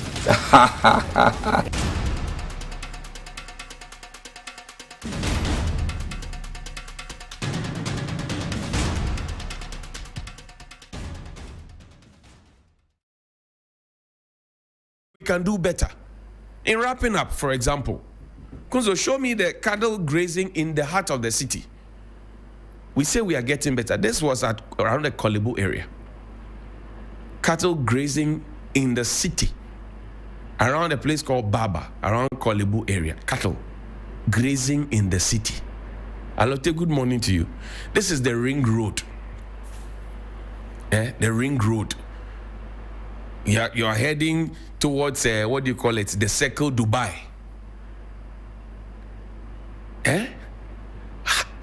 What is wrong with us? And you have assemblies there, you have DCs and MCs there, you are supposed to have, Metro guards there, you are supposed to have Kominini, everybody is there, but everybody seems to watch. Look, where the cattle were grazing, it's not far from where the police checkpoint is. And they see somebody following the cattle and shepherding the cattle and holding a stick and guiding the cattle. And they are watching. Here ends my sermon. Please call me 055-924-2717. And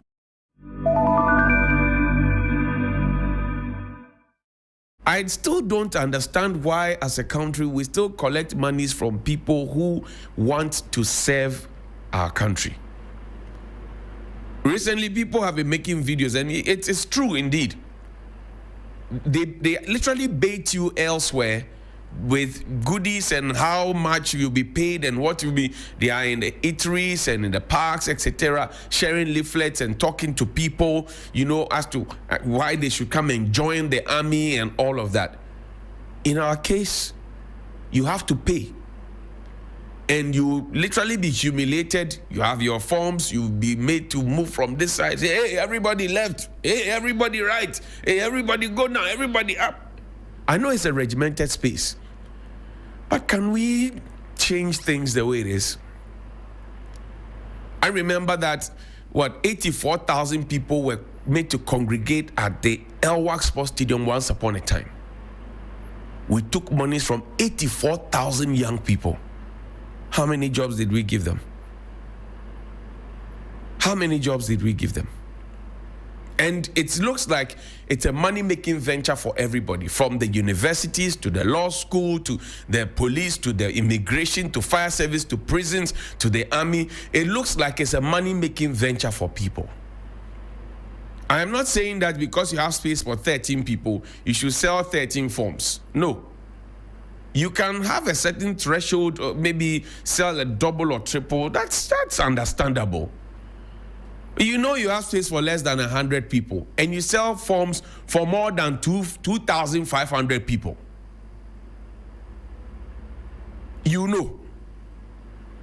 So we are literally exploiting the people because they are desperate for jobs. And I'm saying that should not be happening as a country. And I keep telling you that some of the people at the helm of affairs back in the day when they were in the universities had jobs being pushed to them, job offers. They themselves came to tell us.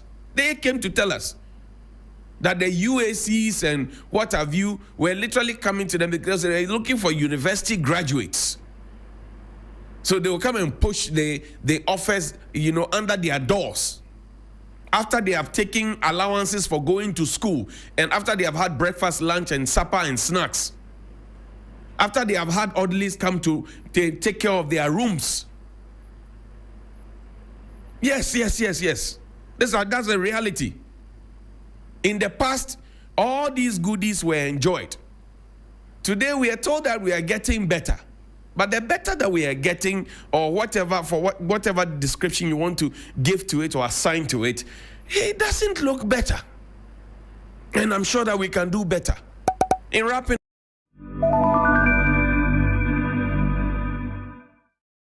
92.7 3 FM.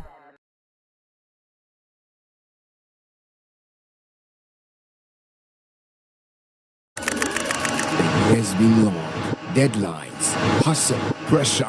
Now it's time to breathe, to dance, to feel again. The music hits, waves crush, energy rises. You're surrounded by good people and golden light. This is your reset, your freedom, your joy. 3FM All White Party, the beach edition, where paradise meets the party. Labadi Beach Hotel, 28 December. Lock it up.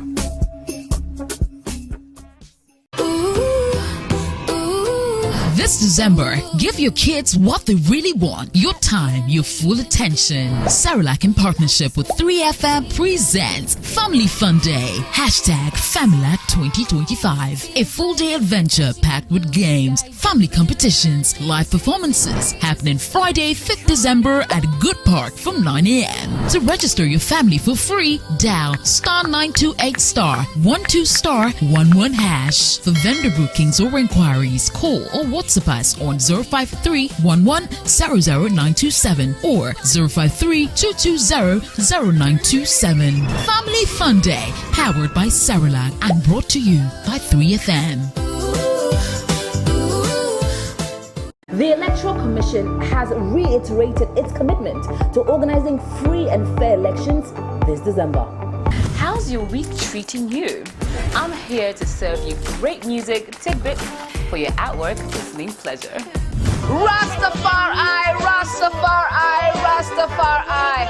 Our Father, who art in Zion, Kanamawe, Kanamawe, Kanamawe. Oh, turn it up! Coming to the mountains, sight and I grandfather. It's time to drive you home in style with great music, the 411 and all your favorite songs, what's happening around town, and so much more. And in the headlines today, the two leading political parties have been addressing the public on allegations of corruption. The Black Stars coach has unveiled his squad for the upcoming games, and there are some interesting names. Pull up! The weekend is here and it's time to turn up. Get your dancing shoes on, Lego. We really do have it all. It's a premium mix of information and entertainment every single day on 3FM 92.7, your urban lifestyle radio.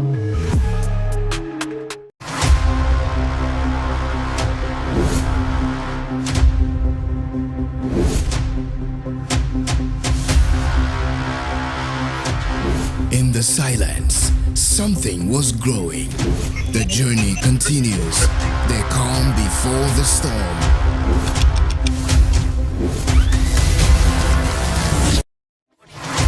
You can't mute a force that was born to speak. You can't bury rhythm. It rewrites itself.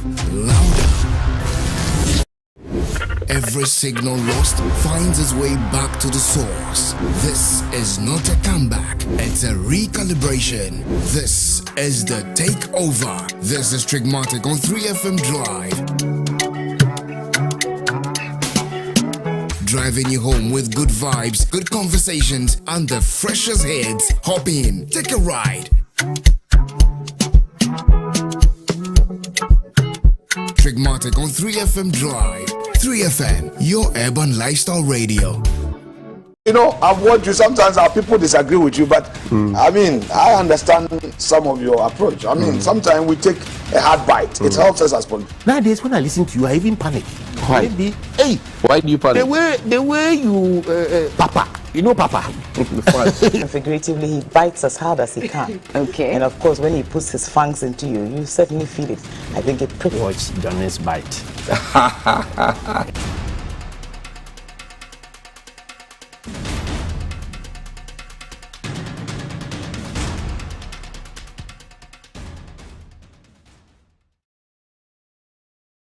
We can do better.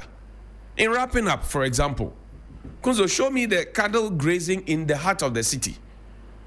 We say we are getting better. This was around the Kolebu area. Cattle grazing in the city, around a place called Baba, around Kolebu area. Cattle grazing in the city. Alote, good morning to you. This is the ring road. The ring road. You are heading towards, what do you call it? The Circle Dubai.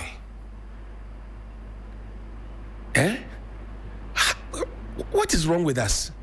And you have assemblies there, you have DCs and MCs there, you are supposed to have, what do you call it, Metro guards there, you are supposed to have a Kominini, everybody is there, but everybody seems to watch. Look, where the cattle were grazing, it's not far from where the police checkpoint is.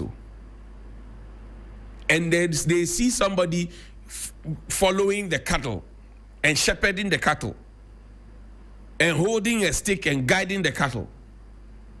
And they are watching. Mini Sunny Pone. Here ends my sermon. Please call me 055-924-2717. And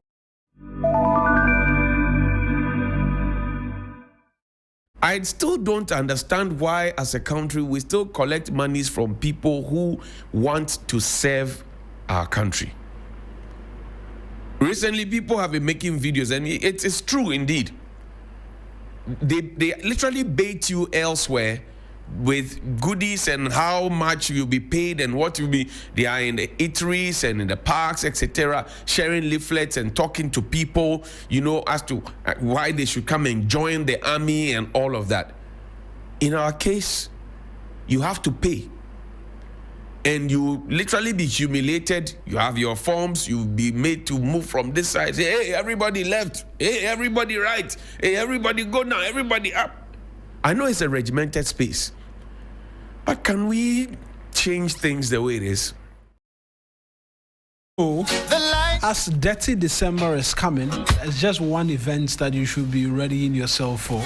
I'll leave the announcement to Helen Apiampo and 6 to Stone to do that singular announcement for us. Oh, the ground is fertile. The ground is fertile. The ground is fertile. Absolutely. This will be, is it our 4th edition? Oh my goodness. We've now been doing it for our 5th edition, or maybe even more, because actually we revamped the all white experience, but it's been getting hotter and hotter the last 3-4 editions. So of course we're back bigger and better. It's a Dirty December, but we are doing it white style. Are you with me? You can still get dirty in your white, okay, and you still leave looking white. So you mean I should wear plain white, pure white when I get there? If you want to then get I fetch dirty, the sun, yes, then smear it on my white. Be calming down. That's a different party. That's a different party that you are referring to. Calm down. Calm down. Is that a different party? It's a different party that Or you're you talking mean about. I'll pour soup on the white? We beg you. We beg. We beg. Pouring soup is not. And I will spray the champagne on my white. That one too is a whole different party. Maybe that one is the after party. But 3FM's very iconic all-white party is coming your way once again. It is a staple in the Dirty December calendar. And of course, as the weeks progress, we'll be giving you all that you need to know. What you should know is that it is coming off this December. Same venue, same vibe. In fact, even better vibe this year around. It's always an eventful time, and we know we're going to see you there in your numbers. We can't wait to announce who exactly is going to be on the stage. On the bill, huh? But we only have the Please biggest. don't wait till you hear sold out. Then you're calling your friends at Media General. You can't be asking us to be selling tables for you. No, don't do that. Don't do that. We have started announcing it early. Ghana, we like that. Please. Don't do that. Because we are always, we're sold out in advance. Weeks ahead of. You know the drill. And then on the day, you guys are stubborn. You still wear white and then come and meet us there. Guys, this year, no libili, no labalaba. When we're sold out, we're sold out. Don't dull. It's going to be big. It's going to be fun. It's going to be epic. All of your favorite stars under one If you've roof. never seen Helen dance before. Oh, then you don't watch clearly. I dance every day. Okay, Mama Mignon.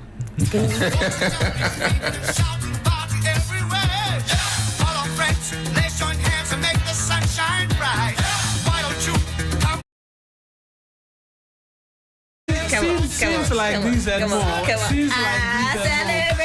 Why has the camera gone off? Hey. Okay, we got it. So scenes like this and more. 3FM all white party, yeah? Absolutely. We're going to be there. We'll have our dancing shoes on. Of course, very big entertainers, all in one place. It's always a good time. In time past, we've had Stoneboy, we've had Keche, we've had King Promise. I mean, who have we not had on the all-white bill? So do come and enjoy. Hey! You know what? I actually put one of his songs. You know what? Now that would be gonna... exciting. That would be exciting because fans of Nana Lace, we keep on growing and growing and growing. I'm telling you.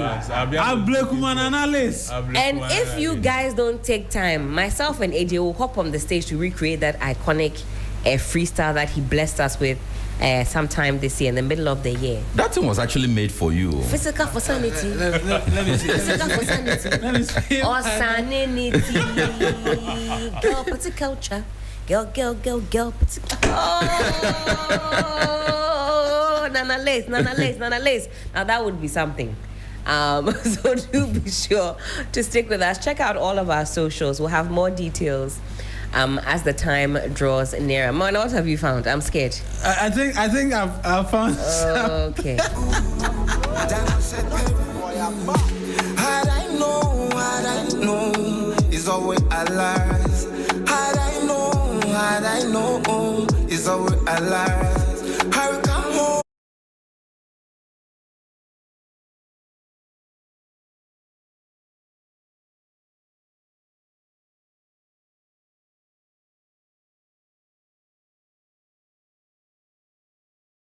Three FM 92.7 3 FM 92.7 3 FM 92.7 3 FM 92.7 3 FM 92.7 3 FM. Massive show will be in Ulo. Hey. Then now and he has to get there 3 days prior because depending on who you ask, it could be quite a perilous journey. But who follow him to Ulo. So that being said, again, anticipate the best night of the Dirty December calendar. It's a 3FM all-white party, and we're encouraging you to show that opens and shuts all other shows. I'm telling you, get your whites ready. Whatever it is, white shirts, white trousers. If on the day you see the whites there on fire, you just bring any color there. Just come, make your way there. Bring any color. We will see that parable about when you dress anyhow to the party, the gate will be shut on you. You must wear white. You must wear white. So that we are sure that you have dirtied the white by the time you leave there. Okay. There's a parable like that. Oh, you don't read your Bible. Remind me. Let's continue. This is not a Sunday school class. No, but the parable. There's no parable. You dress anywhere how. I heard the story that if you don't wear the party attire, you will not be allowed in. Yes. You don't go to church. Mother, I say yes. Are you sure that there's a parable like that? There is a parable like that. They weren't dressed properly to honor the Osofo Crosby. Can you imagine? Osofo Crosby. It's so disappointing. And this came from not being a person than an Osofo. Mami, I look one another lays back.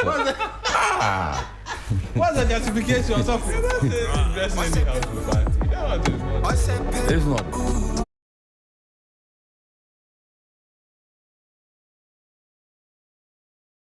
92.7 3 FM.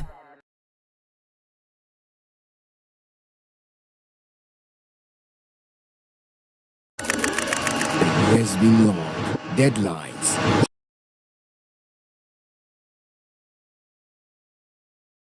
Hustle, pressure. Now it's time to breathe, to dance, to feel again. The music hits, waves crush, energy rises. You're surrounded by good people and golden light. This is your reset, your freedom, your joy. 3FM All White Party, the beach edition, where paradise meets the party. Labadi Beach Hotel, 28 December. Lock it up.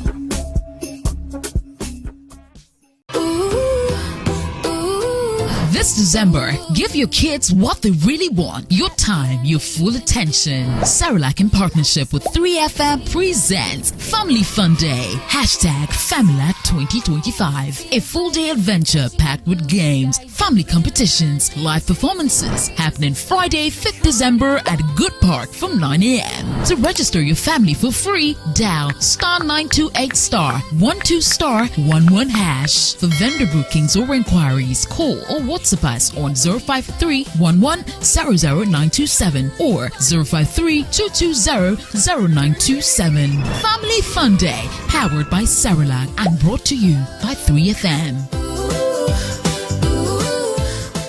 The Electoral Commission has reiterated its commitment to organizing free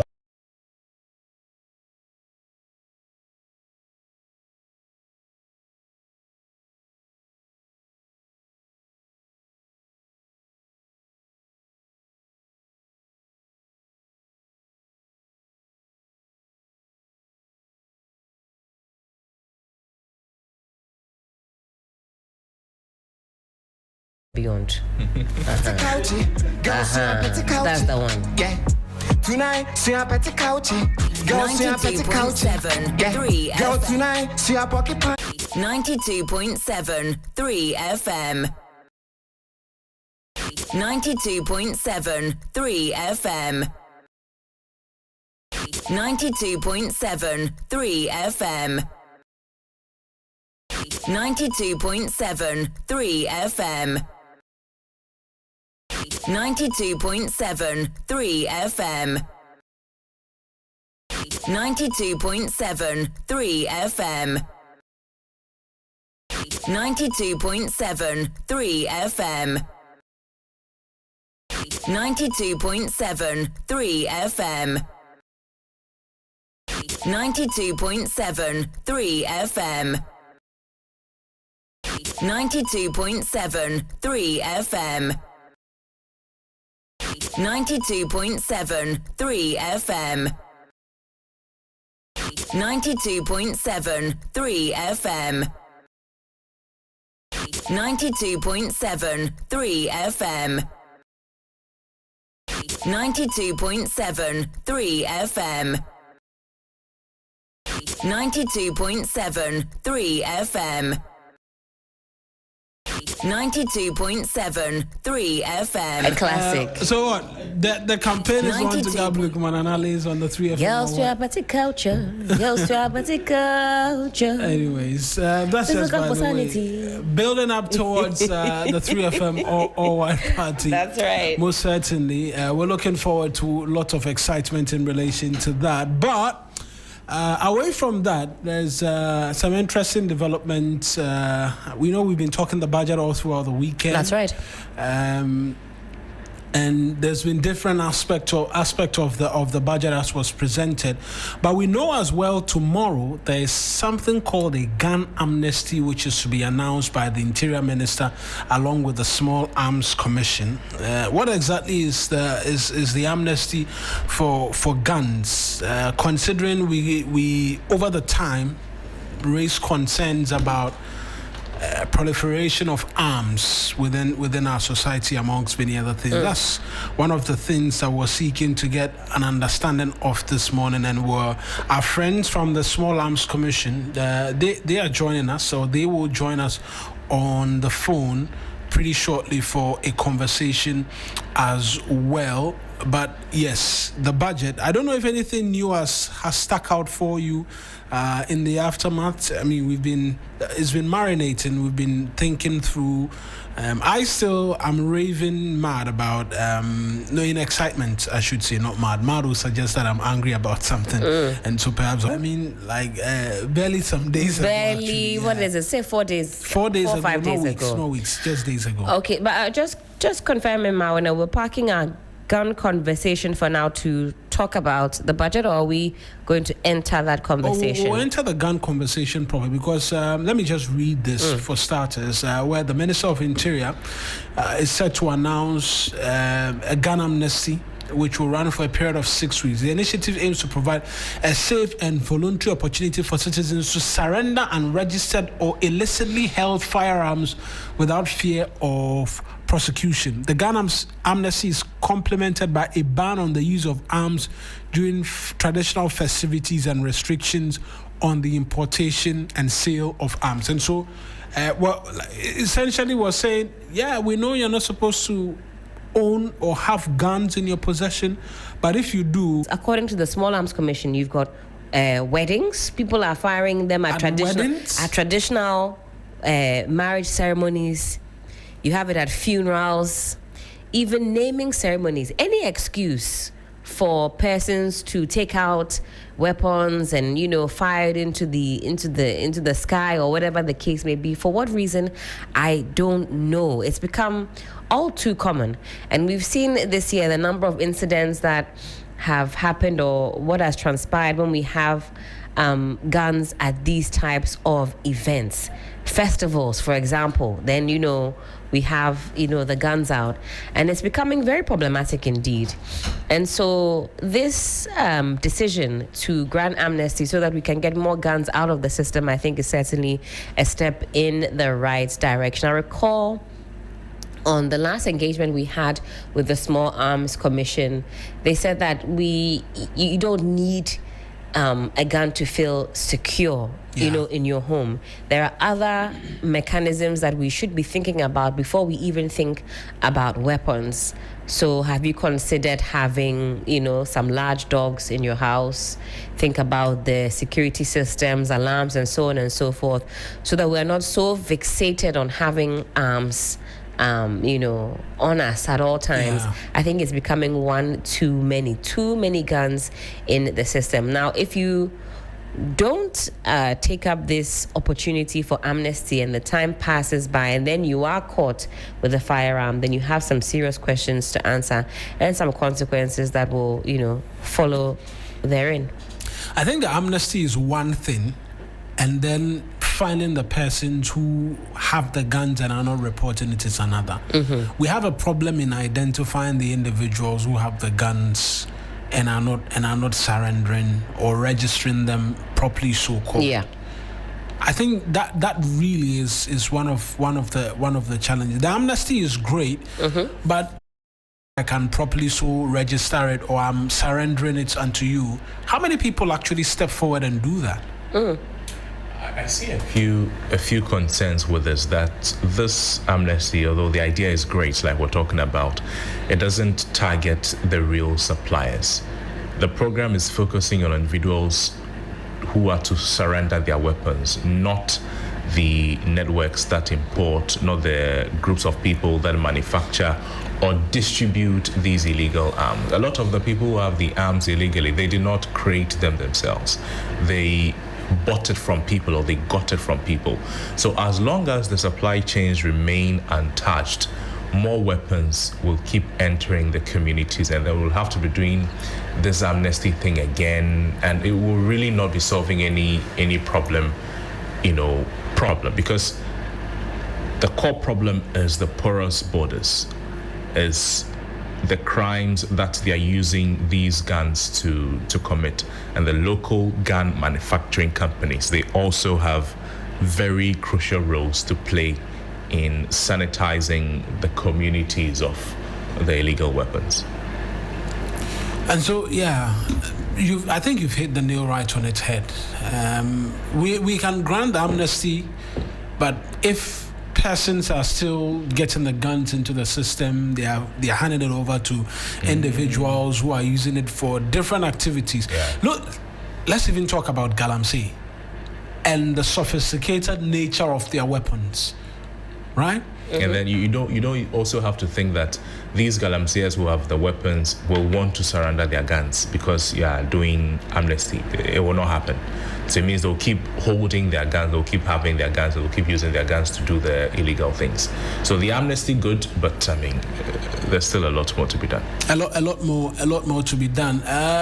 Our friends from the Small Arms Commission, they are supposed to be joining us as well. But if I recall anything, it's the gun. Bring it back. They have plans for their gun. You see, so what is the amnesty going to achieve? The Galamseyers were seeing pump action guns, assault rifles, guns of high quality, high caliber, not only the locally manufactured ones. So it's a conversation that should go beyond this. And certainly will go beyond this. JB Asante is Acting Director, Policy Planning, Research, Monitoring and Evaluation at the National Commission on Small Arms and Light Weapons. He's joined us this morning for a conversation.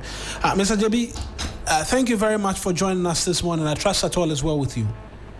Thank you so much for having me. All is well, and I hope all is well with you too. We're all well.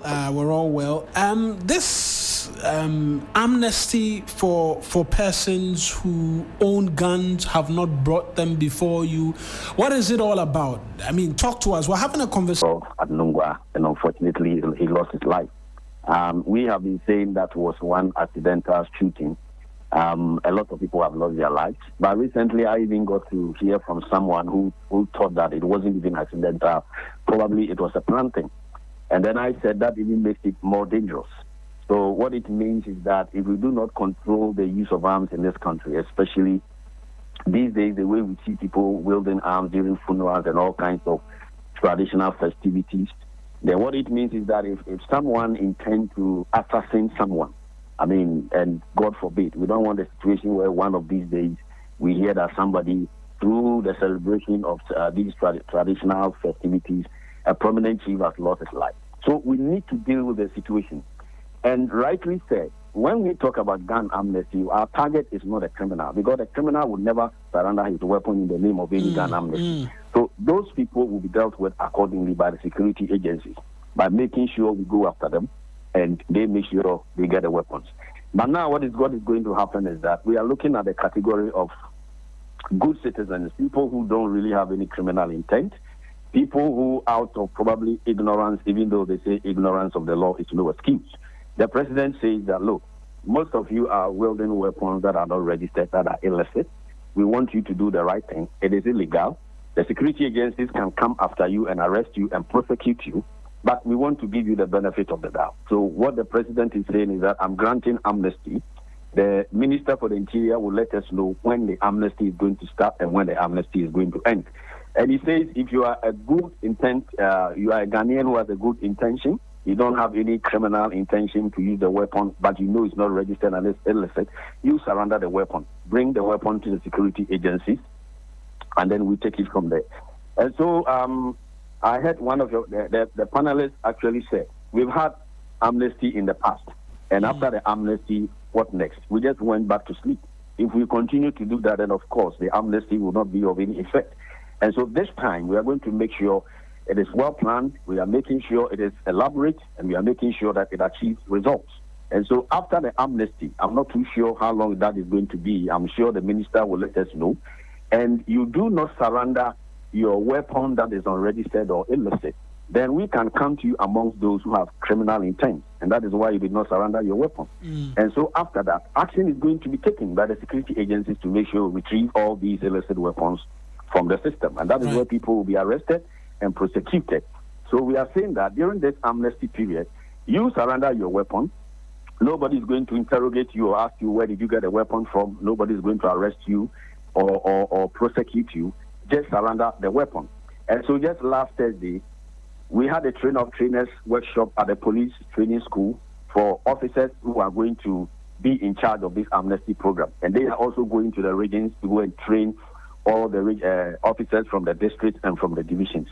So we are even training the officers for them to know how to go about the amnesty to make sure that they succeed. We are doing awareness raising, educating Ghanaians for them to know what is coming, for them to take advantage, opportunity of that window and make sure they surrender their weapons. So that is what the gun amnesty is all about. But it's just one of the measures that the ministry, in collaboration with the Small Arms Commission, the Ghana Police Service, we are taking to make sure that we bring down the situation of people having too many illicit arms in the system. So, rightly said, we need to look at our borders, our porous borders where we have weapons coming in, and measures are going to be put in place. The minister is actually going to announce a number of measures, not just the amnesty. The amnesty is just one of them. And so that is what the gun amnesty is all about. For people to take advantage, if you know you have an unregistered weapon, or a licensed weapon, bring it. Because if not, after the amnesty, you are going to be hot because the security agencies will come after you and make sure you are arrested and prosecuted. Right. I heard your let me finish with this. I heard the gentleman who was speaking earlier made mention of the fact that people say that it's cumbersome, the registration process is difficult, and so they buy these weapons without going through the system. Well, I keep saying, like we normally say, that if you say education is expensive, try ignorance, all right? If you think that the preference, so this time, and we mean it, and I know the minister will mention it in his declaration, if after the period, the security agencies are going to go after people who are still holding on to illicit arms. And like I said, you may be considered as someone with a criminal intent or criminal mind. Because if you don't have a criminal intention, then I don't see what should prevent you from bringing your surrendering your weapons to the security agencies. And we mean it when we say no interrogation, no arrest, no prosecution. It is one of the reasons why we are training the officers who are going to be in charge, of these amnesty, to make sure that they also do things right, to make sure the weapons, when they are collected, are very secure. So those are some of the things. So, like I said, the security agencies definitely will come after those who will not surrender their weapons. So that is one of the things that will be different. In addition to that, like I said, other measures will run concurrently. Even the issue of people using arms in these traditional festivities, these days it's become so interesting. We call it celebratory shooting. So somebody wins a court case, not less than a month ago, somebody wins a court case and is firing as part of the celebrations, and then 5 people are hit, including a child. Somebody is going to perform the traditional rite of going to marry somebody's daughter, and someone is leading the person and is shooting a weapon. And so what happens if accidentally somebody is hit? Then an occasion that is supposed to be a joyous moment, becomes a sad one. We know what happened to our own brother Kofi Adomawani. So all these things, we are also making sure that we streamline things. We are collaborating with our traditional authorities. We are having engagement with them. The minister has had a number of engagement with key stakeholders, even including the gun dealers or the licensed arms dealers. So somebody mentioned the suppliers. Yes, they are the people who legitimately are supposed to sell to people who come to them with permits. So we are engaging all these critical stakeholders and putting a number of measures in place. I don't want to go ahead of the minister to put on air, because I'm sure tomorrow, and I'm sure TV3 and 3FM will be there. I mean, it will be all these things will be clearly spelled out. So, yes, that is what makes it different from what happened during Kufuor's time. I'm not too sure whether 2001, and then what happened in 2016. So it is going to be very elaborate. We are engaging all the critical stakeholders, putting a number of measures in place alongside the gun amnesty to make sure that, all these illicit weapons are retrieved, that people don't use weapons anyhow after the gun amnesty, and then to make sure that after that period, those who are still holding on to illicit arms or unregistered arms are properly dealt with. And it's important you mention collaboration with persons who deal in the arms and sell them off subsequently, because there's a question that will easily come up that you should be knowing where these guns are going to start off with, particularly if your collaboration or your partnership with persons who deal in the arms is very strong. Then you should be knowing in which areas these guns are going, because if persons are buying them from the black market and what have you, intelligence should be able to help us understand that, because every now and then there's a concern that the proliferation of arms in the country is very severe. And I haven't even gone into the subject area of our galamseyers and the sort of arms they wield, even on private citizens alone, and the examples you cited, a plethora of examples at weddings and the likes. The collaboration, some say, is suspect and it's not helping you do the work well enough. Well, I don't know what you mean by the collaboration is suspect, because so like I said, we are collaborating with even the licensed arms dealers. They are to make sure that they operate within the purview of the law. The law tells them you do not sell a weapon to someone who comes to you without a permit. So we are making sure the right thing is done, and everybody must understand. We are making everybody understand that what we are doing, it's about our own life, all right? And so we say, let's silence the gun to save our own life. I mean, tomorrow, it has been somebody yesterday, accidentally. It could be you tomorrow, and the weapon doesn't know anybody. One of my colleagues said the weapon doesn't have a memory card. It doesn't know whether you are even the supplier or whether you are the owner of the firearm. When the bullet leaves the muzzle of the weapon, it can go anywhere. So we are also educating them for them to understand that even as business people, you don't just look at the money that you are making. You must also think about our security, think about our safety, think about your own safety, including that of your family. So it is something that all of us need to understand, that we have come to a time where we need to safeguard the peace that this country is enjoying. We know what is happening in all the sub-regions, and it's because we have too many illicit weapons in the system. And that is something that we don't want to happen to us as Ghanaians. And so that is why we are raising awareness. We We have been engaging the media. There will be more engagement with the ministry as well to make sure the media also help us by playing the role you need to play by educating people. So if someone who has criminal intent is selling weapons in the black market, just thinking of the money, and you are a good citizen who doesn't have any criminal mind, and you just want a gun to protect yourself, the education will let you know that, look, if you go there to buy and tomorrow there's a problem, even if you use it to defend yourself legitimately, you find yourself in trouble. So people need to be educated to also do the right thing. So that is what we are trying to do. But of course, like I said, with the criminals, they will also be dealt with at the right time. So we are making sure that people who are just buying out of ignorance, or people who are also buying because they think the process is difficult, we need to let them understand that the right thing is to go through the legal process. If not, and when there is trouble, you'll be in trouble. You made mention of those who are using the weapons in the illegal mining. Of course, they are embarking on illegal activities. And for such people, when you talk about amnesty, they won't mind you. They wouldn't want to go through the legal process because they know what they are going to use the weapon for is something that is not within the purview of the law. So for those people, of course, the security agencies are doing their work. NIMOS is doing its work. And you heard about some seizures of some weapons, and there we are. The commission is also engaging the authorities to make sure that the commission is part of the NIMOS process. We can also mark weapons that are seized for purposes of accountability to make sure that these weapons don't go back into society. So, like I said, there are a number of actions being taken, a number of measures that are being taken to make sure that we deal with the issues holistically. But the gun amnesty, like I said, purposely is for people who don't have any criminal intention and they think that they need a weapon to protect themselves, but they didn't go through the legal process. Then the president is saying, I'm just granting you an amnesty, you surrender your weapon, and then the other measures will also be taken alongside. All right.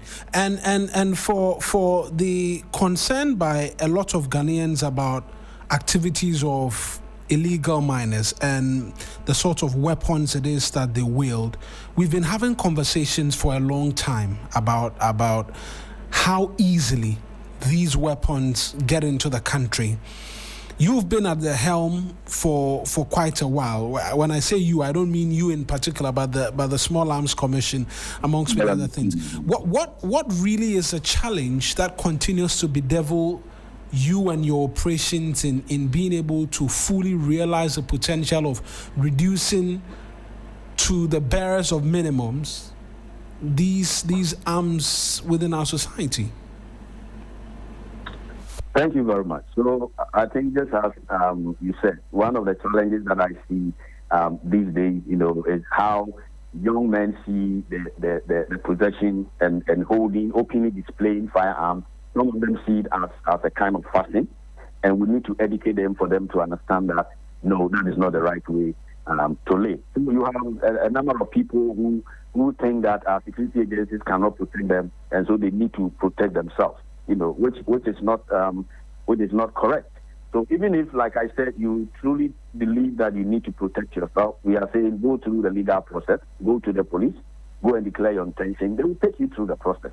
And if they realize that you are someone who qualifies, they will grant you the permit to make sure you get a weapon legally for whatever legitimate business that you want to use the weapon for.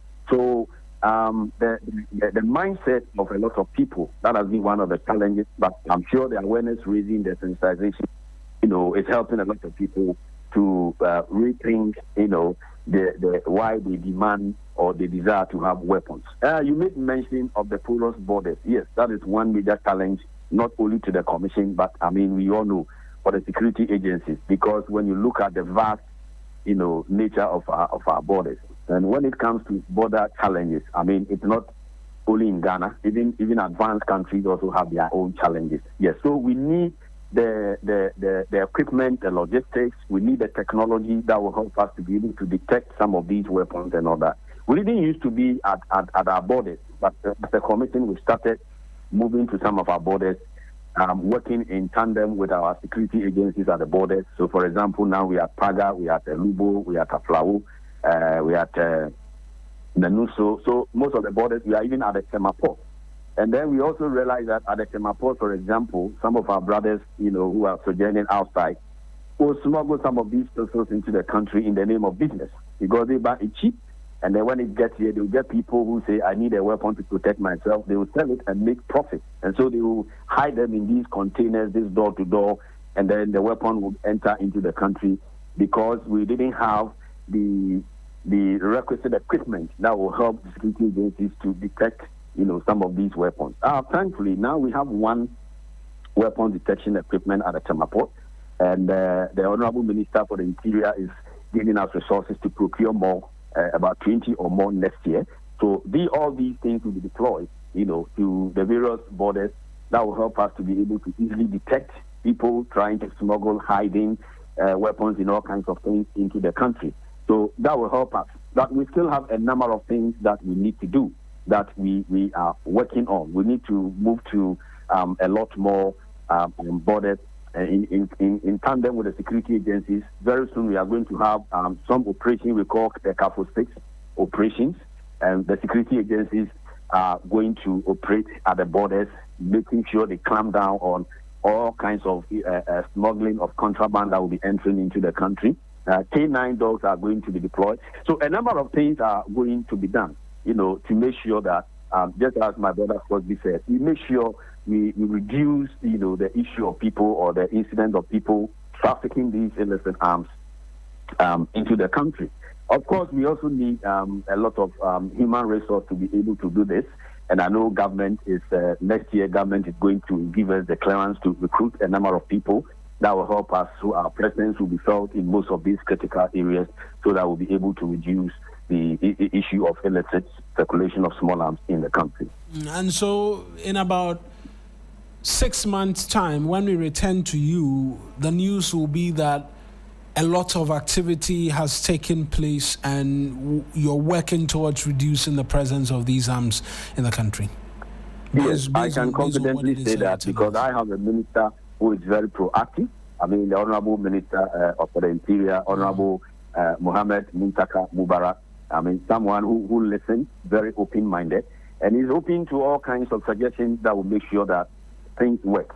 And so I am confident that all the things that the minister is going to talk about come tomorrow, he is going to ensure and he's going to make sure he retools the security agencies, the Ghana Police Service, the Small Arms Commission, and all the allied security agencies to make sure that what he wants to do is done. Because I know it's also one of the things that the president seeks to do. And if you remember when he traveled recently, I think to Asia or so, he made mention of silencing the guns that will even allow investors to, not only in Ghana, but especially in Africa, that will allow them to come and invest so that our youth will get employment and they will have jobs to do.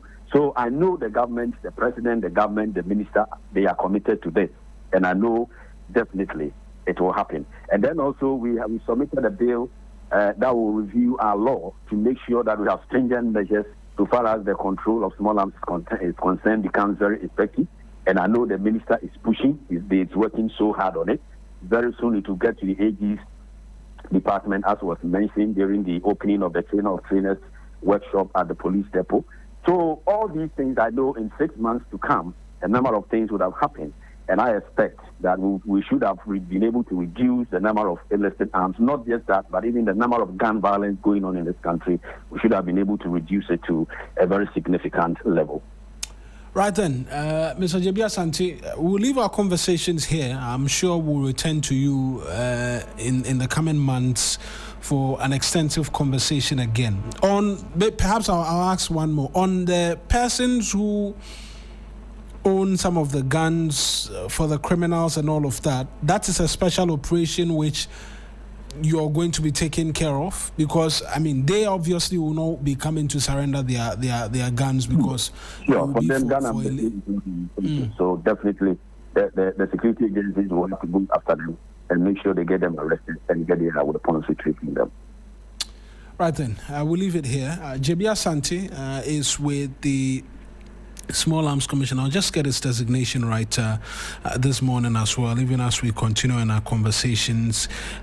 He's spoken to the reasoning why you should be surrendering your arms. He's the Acting Director, Policy Planning, Research, Monitoring and Evaluation, National Commission on Small Arms and Light Weapons. That's a huge position, Helen.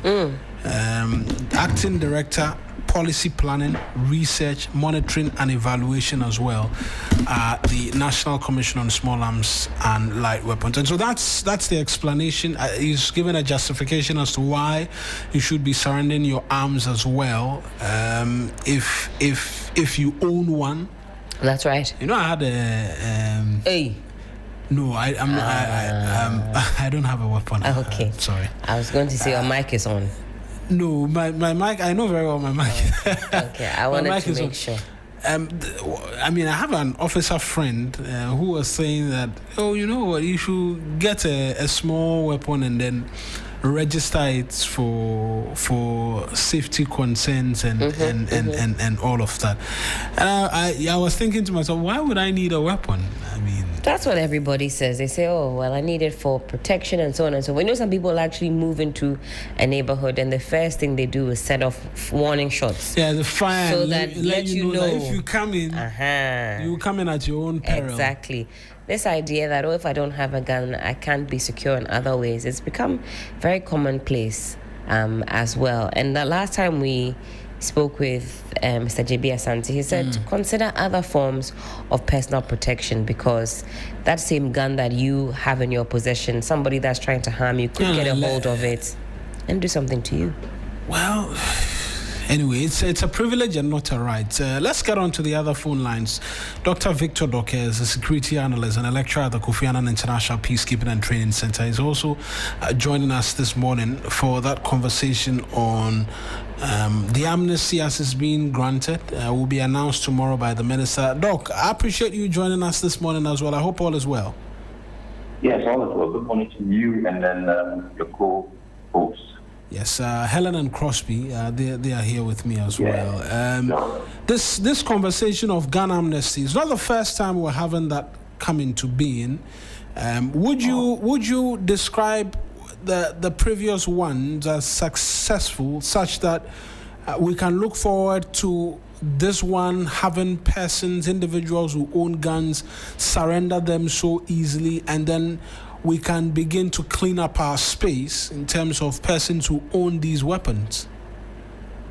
Thank you very much. The first one, I'm not privy to it, but if it's in relation to what happened some time back, that entails gun for some amount of money or something like that. I mean, it was not successful. But with this particular, should I say, initiative, where the amnesty will be given, it will be very difficult and challenging, one, for someone who owns a weapon. Our country, who have registered, and I'm looking at those who have unregistered illegal weapons in their hands. Now, how do you expect these people to bring them willingly, voluntarily, just come bring these weapons, and then, what happens? Nothing of that sort. There's a lot of loopholes in our system. Where are these weapons even coming from in the first place, and which channels are they being used is what we need to look at. Block the system, block all these loopholes before now. I wish this policy would have been implemented. But if you're not blocking those channels where these illegal weapons are coming from, and then you have this amnesty, it only means that you are giving opportunity for people to bring in more. Because then you don't block a loophole, you don't block the channels, and then you want to initiate this policy. Now, let's look at those who have registered weapons.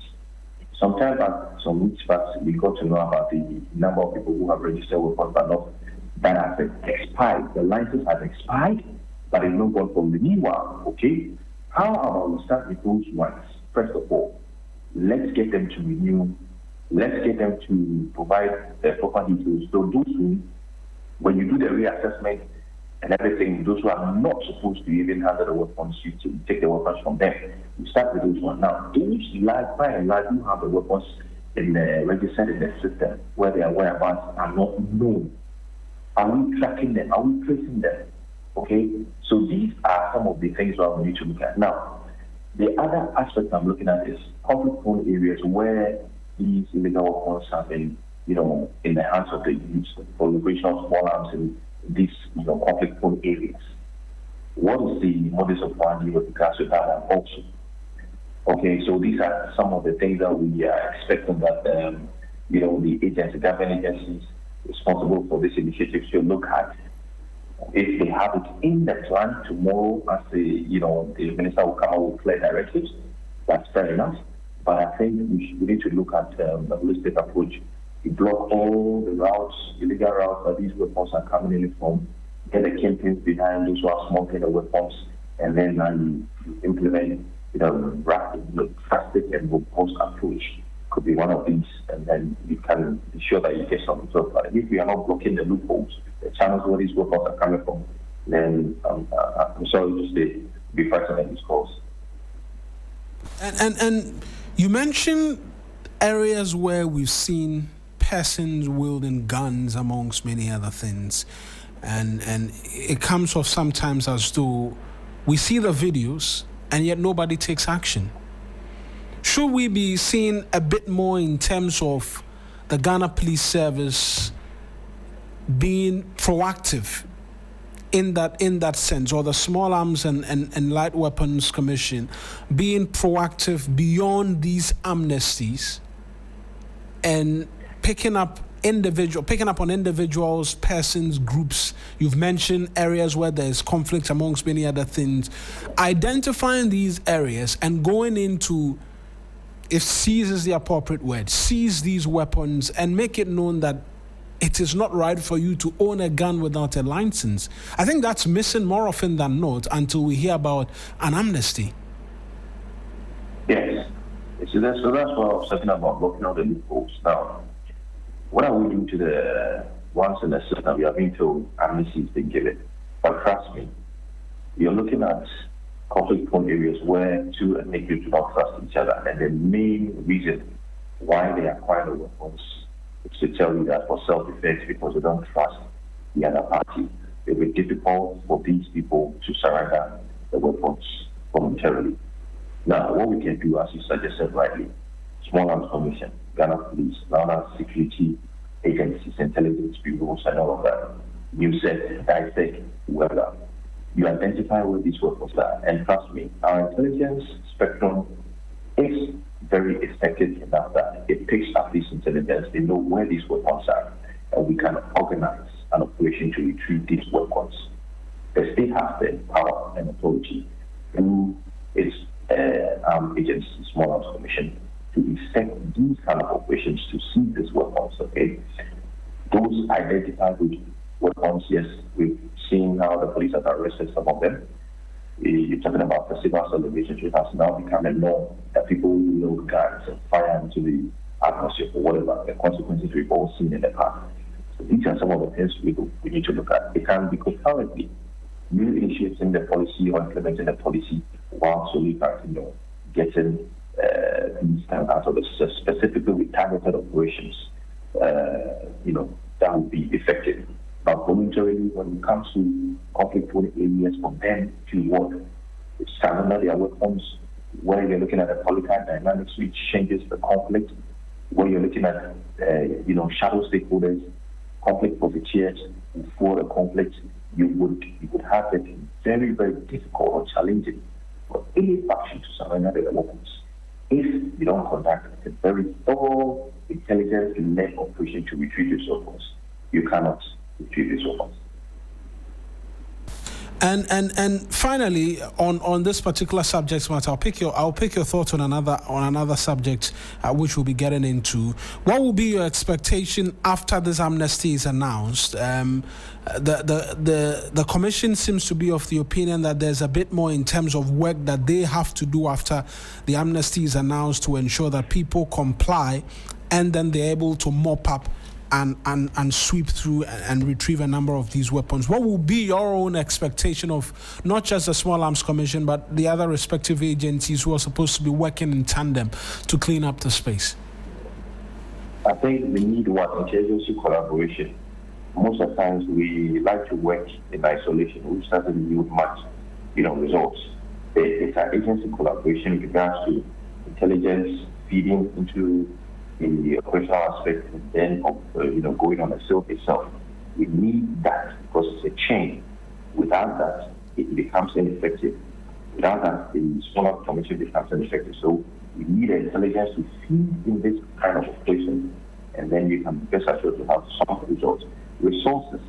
I'm expecting that there will be a lot of resources in this area, because you are not just looking at one particular enclave. This is going to cover the whole nation. So you need a lot of resources in this regard. Okay? Finances, technology, training, capacity building, equipment. Okay? If you are talking about you have an intelligence about a stash of weapons somewhere, and you can't conduct a raid in the afternoon or morning, you need to go into the night. You need night, equipment, night vision goggles or whatever. Okay? You need vehicles, the manpower, proper wood, accoutrements, start with these, and also with.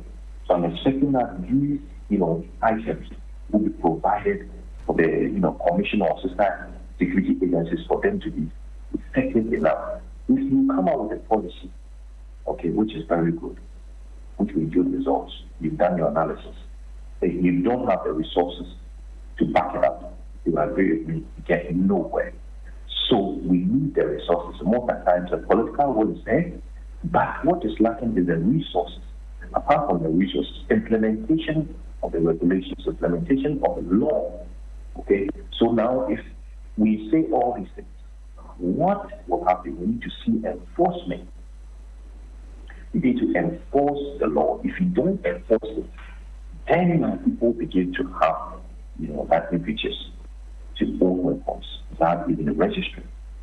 But with all this said and done, what will happen after tomorrow will determine if we are going to be successful with regards to this or not. I appreciate you, but let me just pick your thoughts on the resumption of the recruitment by the Ghana Armed Forces. It's expected to continue from Thursday. There are some innovations in terms of measures that have been put in place to ensure a seamless process. And so now we're seeing screening to be done at 8 sub-centers within the following 5 locations. Elwak Stadium is supposed to have 2 centers. The Nicholson Park at the Burma Camp, 2 centers. The Air Force Base Burma Camp. Training and Doctrine Command at Teshi, 2 centers. And then Eastern Naval Command also having a center. You say satisfied that some reform has come through in terms of how this should be done, and the overcrowding and what resulted in the unfortunate deaths will not be something we will see going forward. Yeah, I think this is a very good change which has come due to an unfortunate incident. But I think we've learned our lessons as an institution, and I think these reforms or changes or, whatever you call it, is in the right direction. This is what should have been done earlier on to avoid all these things. So I think we learned from our lessons, and I think I agree very much with the change and I support it. Now, the only issue is with the directives being needed by the applicants. So that is where now we should direct most of our education to, because the institution has shown that they are willing, they've done all these changes, they are ready, the resources are there. Now, those applicants only end up should need to instructions when they get there to avoid any other unfortunate incident. I think this is simple after this now. And if we are head to instructions as applicants, everything will go well. Right then, Doc, I appreciate you speaking to us this morning. Thank you very much. That's Dr. Victor Doke speaking to us this morning as well, Helen. Two matters. Expect a lot more in terms of collaboration between the security agencies to do with the activities of the small arms, and he believes that what we're seeing play out in terms of the military recruitment. We'll get into that as well. But just quick thoughts before we go for this break, which has been pending for quite a while. I think everything he said was in the right direction, especially where he talks about security agencies being fit for purpose and they can track. Don't think that what you're doing or what you're holding is on the blind side of our security personnel. They've got the intelligence to track down these arms. I think a word to the wise is not only in the north, it's enough. It's enough indeed. Let's go for this quick bit. When we return, we'll talk about the military recruitment. It's resuming on Thursday. I've read bits and pieces of it just to get the thoughts of Dr. Doke, but we'll get into it properly after the short break. Having trouble 92.7 3 FM.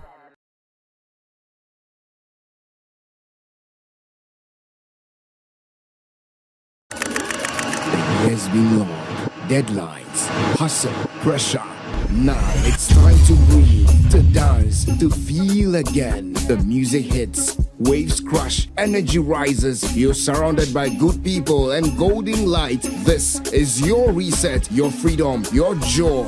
3FM All White Party, the beach edition, where paradise meets the party. Labadi Beach Hotel, 28 December. Lock it up.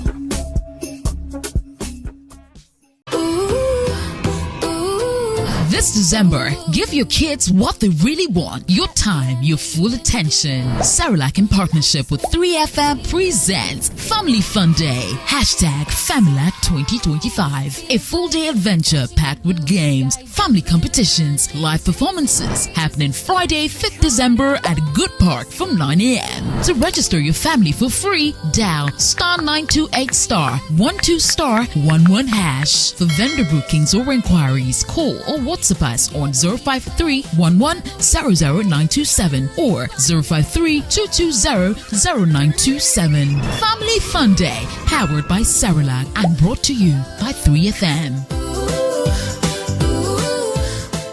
The Electoral Commission has reiterated its commitment to organizing free and fair elections this December. How's your week treating you? I'm here to serve you great music tidbit for your at-work listening pleasure. Rastafari, Rastafari, Rastafari. Our Father, who art in Zion, Kanamawe, Kanamawe, Kanamawe.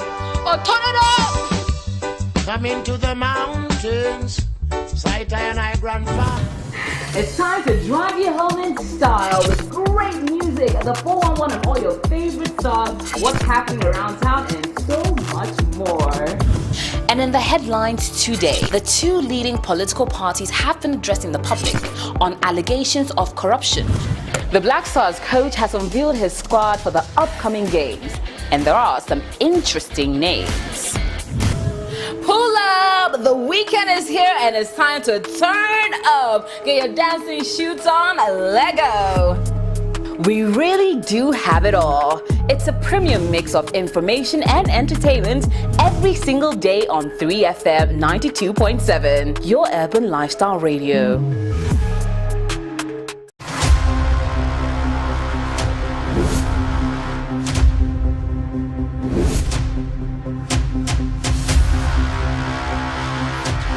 In the silence, something was growing. The journey continues. The calm before the storm.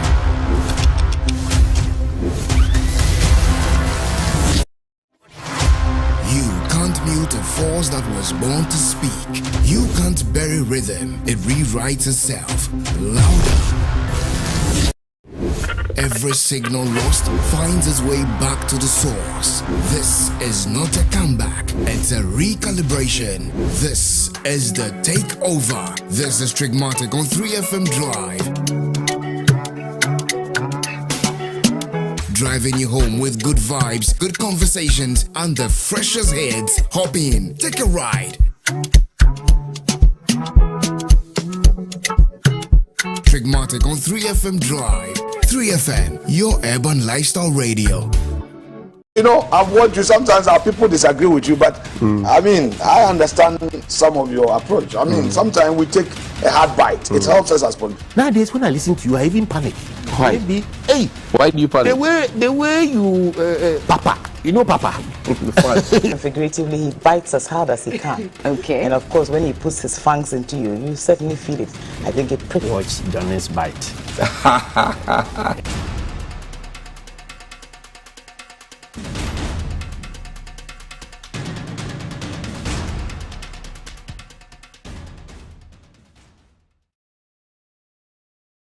We can do better. In wrapping up, for example, Kunzo, show me the cattle grazing in the heart of the city. We say we are getting better. This was around the Kolebu area.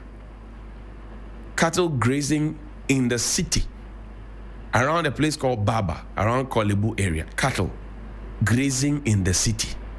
Alote, good morning to you. This is the ring road. The ring road. You are heading towards, what do you call it? The Circle Dubai.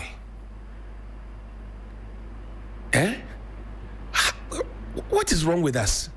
And you have assemblies there, you have DCs and MCs there. You are supposed to have, what do you call it? Metro guards there. You are supposed to have Kominini. Everybody is there, but everybody seems to watch. Look, where the cattle were grazing, it's not far from where the police checkpoint is. 0.7. We'll be getting into another conversation pretty shortly. But first, let's bring you this announcement. The Ghana military, they are in the news again. You know that the recruitment exercise was suspended after the stampede at Elwak Sports Stadium. But there's some good news coming in, and my colleague Eric Maonegbeta, he has the statement from the military. He will tell us the latest coming from the Ghana Armed Forces in relation to the recruitment exercise after it was suspended. Mona, what do we know? So, we've been talking about it. If you could use this microphone for me, Mona. Okay, let me use. Yes. But they are in the news right now that they're coming back to do their recruitment exercise. Yes, the exercise is expected to resume on the 20th of this month. I think we mentioned bits and pieces of where the new centers, particularly for the Greater Accra region, is expected to be. And so as part of measures to ensure a seamless process, the screening will be done at 8 sub-centers within 5 locations. Elwak Stadium, 2 centers. Nicholson Park, Bema Camp, 2 centers. Air Force Base, Bema Camp, 1 center. Training and Doctrine Command, Tradok Teshi, 2 centers. And then Eastern Naval Command, Tema. That will have 1 center. Now, it goes on. The statement goes on to say that all qualified applicants in batches of 600 persons will receive an SMS specifying their reporting dates, batches, and designated centers. They are also encouraged to check on the recruitment portal for updates. Applicants are strongly advised to strictly adhere to these instructions.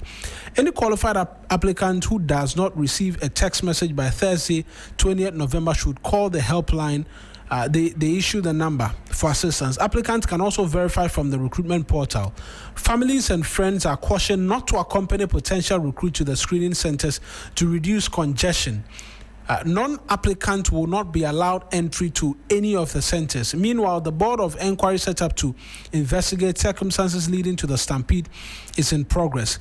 To allow for fair and transparent investigations by the board, the entire Greater Accra recruitment team has been replaced. Commodore F.A. Nyako, Colonel F. Kusidako, and Colonel G.B. Edua have taken over as Director General Human Resource, Director Manpower, and Director Information Technology, respectively. The Ghana Armed Forces wishes to assure the general public, that anyone found culpable from the inquiry will be sanctioned accordingly. The Ghana Armed Forces regrets the unfortunate incident and extends its deepest sympathies to the bereaved families, and also wishes the injured a speedy recovery. All injured will continue to receive free medical services at the 37 Military Hospital until they recover. Additionally, a special recruitment package will be offered to all injured after recovery, and also to the bereaved families. The Ghana Armed Forces continues to count on the cooperation of the general populace in this endeavor. And so that's it from the Armed Forces. Mona, thank you.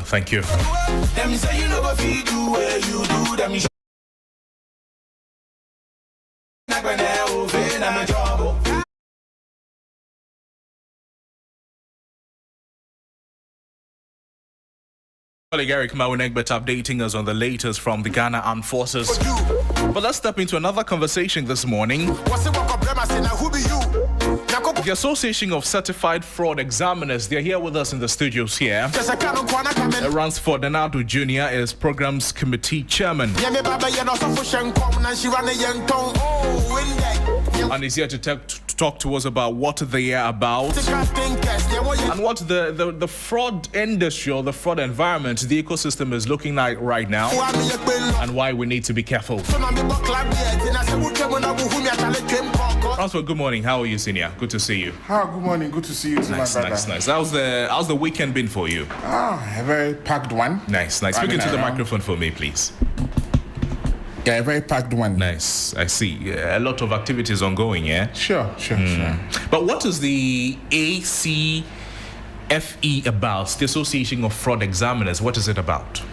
The Association of Certified Fraud Examiners is the biggest global body of anti-fraud professionals globally.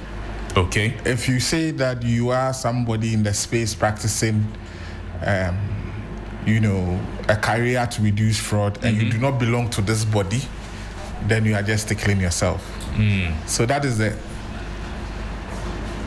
most recognized institution globally that deals with certified fraud examiners. So it's not only limited to Ghana. Not at all. I see. Every country that I can count has the body. The global office is at the US in Texas, where every year there is a global conference.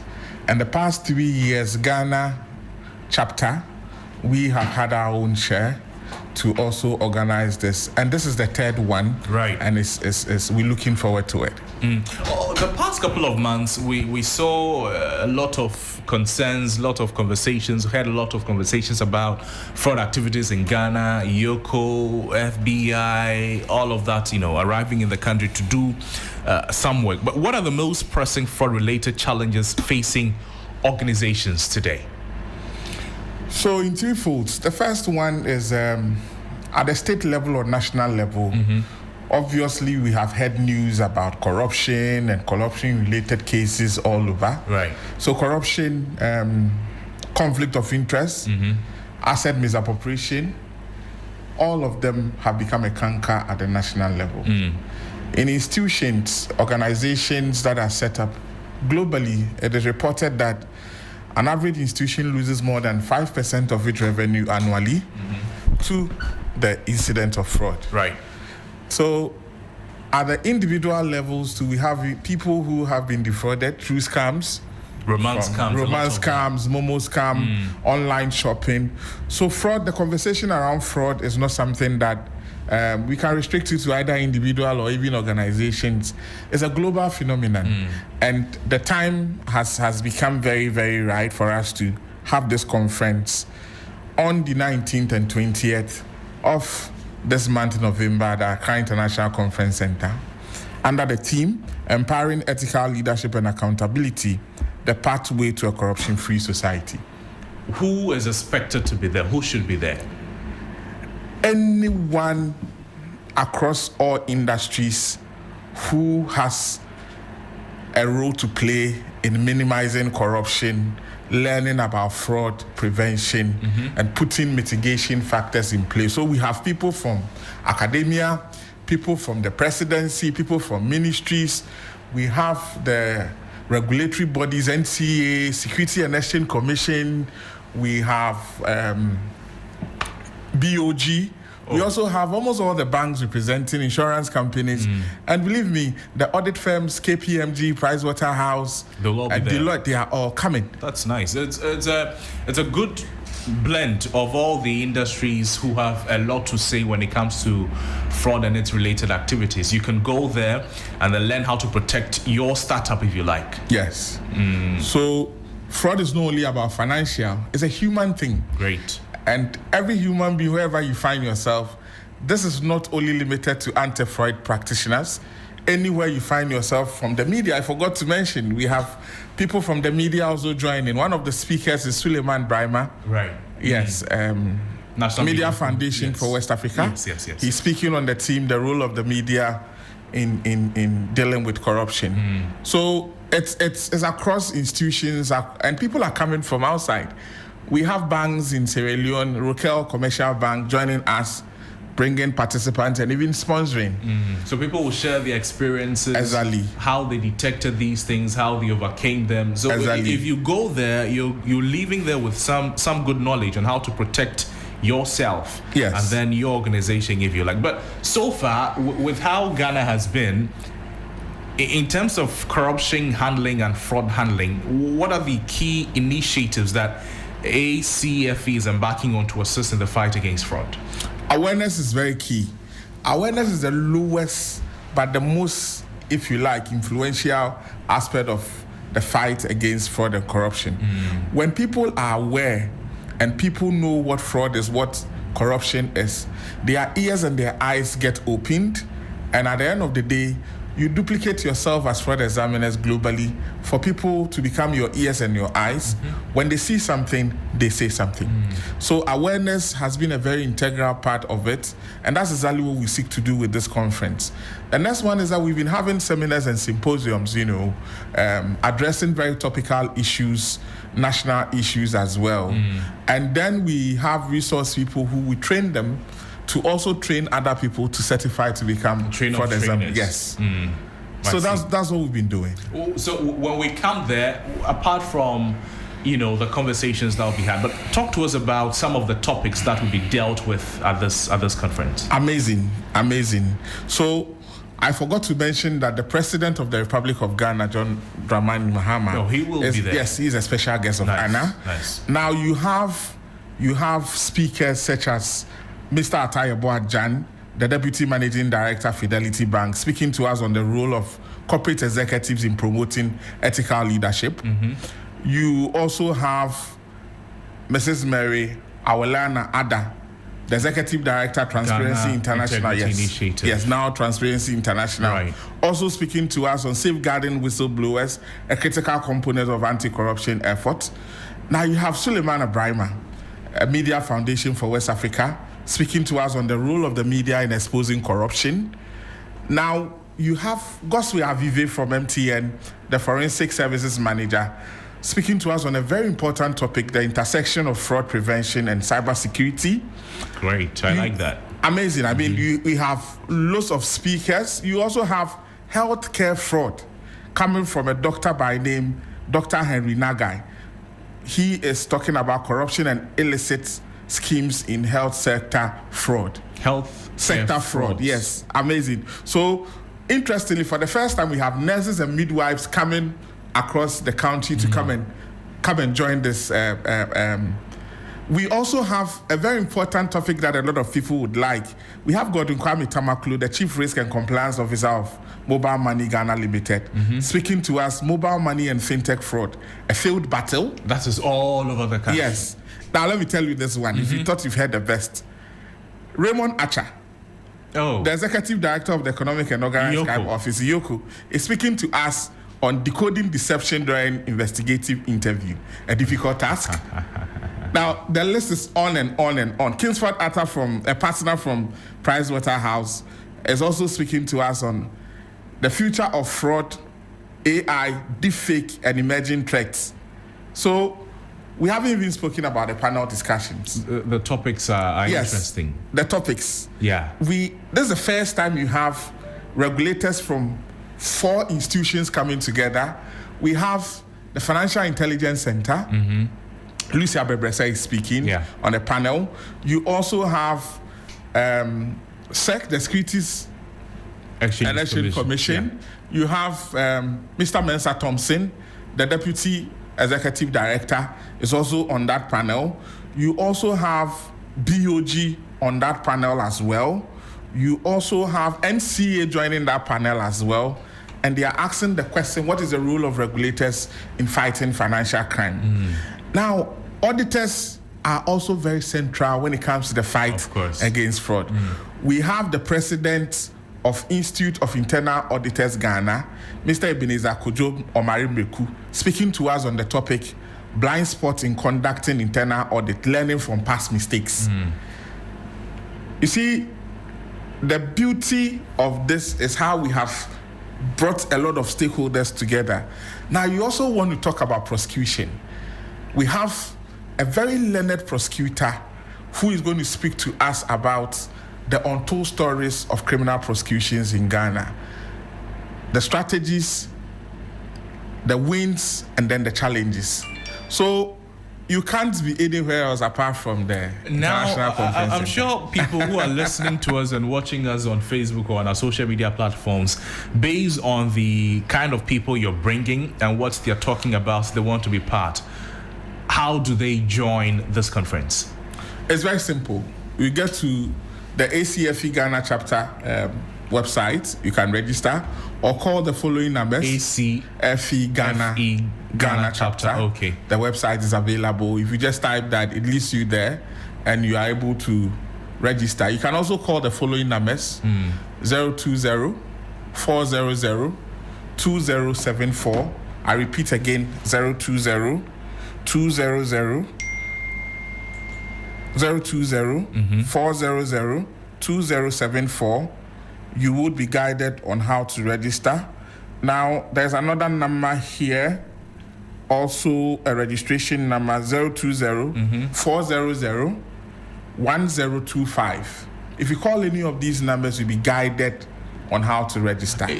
So the website is acfe.com. Yes. You can log on to acfe.com. A for Accra, C for certified, F for fraud, E for examiner, and then .com. Log on to the website and then you'll be able to register and be part of this program. Is there a fee attached to it? Yes. So if you are a registered member of the ACFE Ghana chapter, you are paying 2,000 Ghana cedis for this whole pack. It includes your snack breaks, it includes your registration packs, it includes your lunch for the 2 days, and then it's a 2-day program. It's a 2-day program, 19th and 20th of November. Nice. At Accra International Conference Center.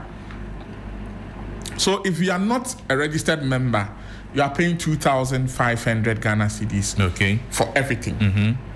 But if you're registered, you're paying member, yes, you are paying 2,000. 2,000 for the knowledge, for the networking opportunities that you get from that place and all of that. I think nobody should miss this. If you're a business, if you're an entity, you're an individual who wants to expand your knowledge in these areas, you need to be there. It's something that I believe would help all of us a lot. You mentioned the networking opportunities. Yes. It's amazing. You have people coming from the presidency, you have people coming from the ministries, you have people coming from banks, insurance company, audit firms, telecom companies, all of them, doctors, nurses, midwives, accountant, chartered accountant, forensic investigators, all of them converging at one place.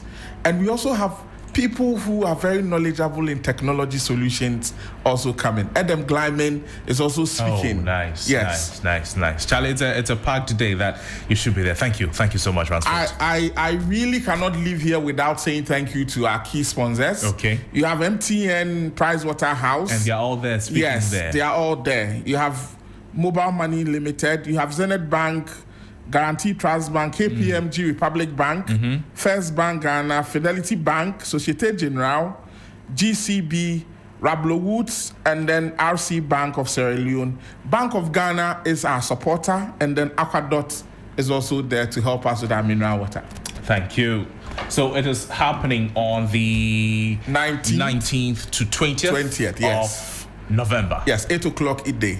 At the Accra International Conference Center. Thank you. Thank you very much. Flow, pay the drop a flow, pay the drop a flow, easy drop a flow, pay the drop a flow. Ransford Anado Jr. is Programs Committee Chairman of the Association of Certified Fraud Examiners, speaking with us there. Based on the topics and the people coming to speak, you need to make your way at the Accra International Conference Center and be part of the conversation. Talk to me, it's all policy, we're trying to beat poverty. Well, that's what time allow for today's edition of Sunrise on 3FM 92.7. Told these kids the pain and the fame is for the salary. Do we have any birthdays today? Test me lyrically, no stress, I'm fess, I perfect these similes.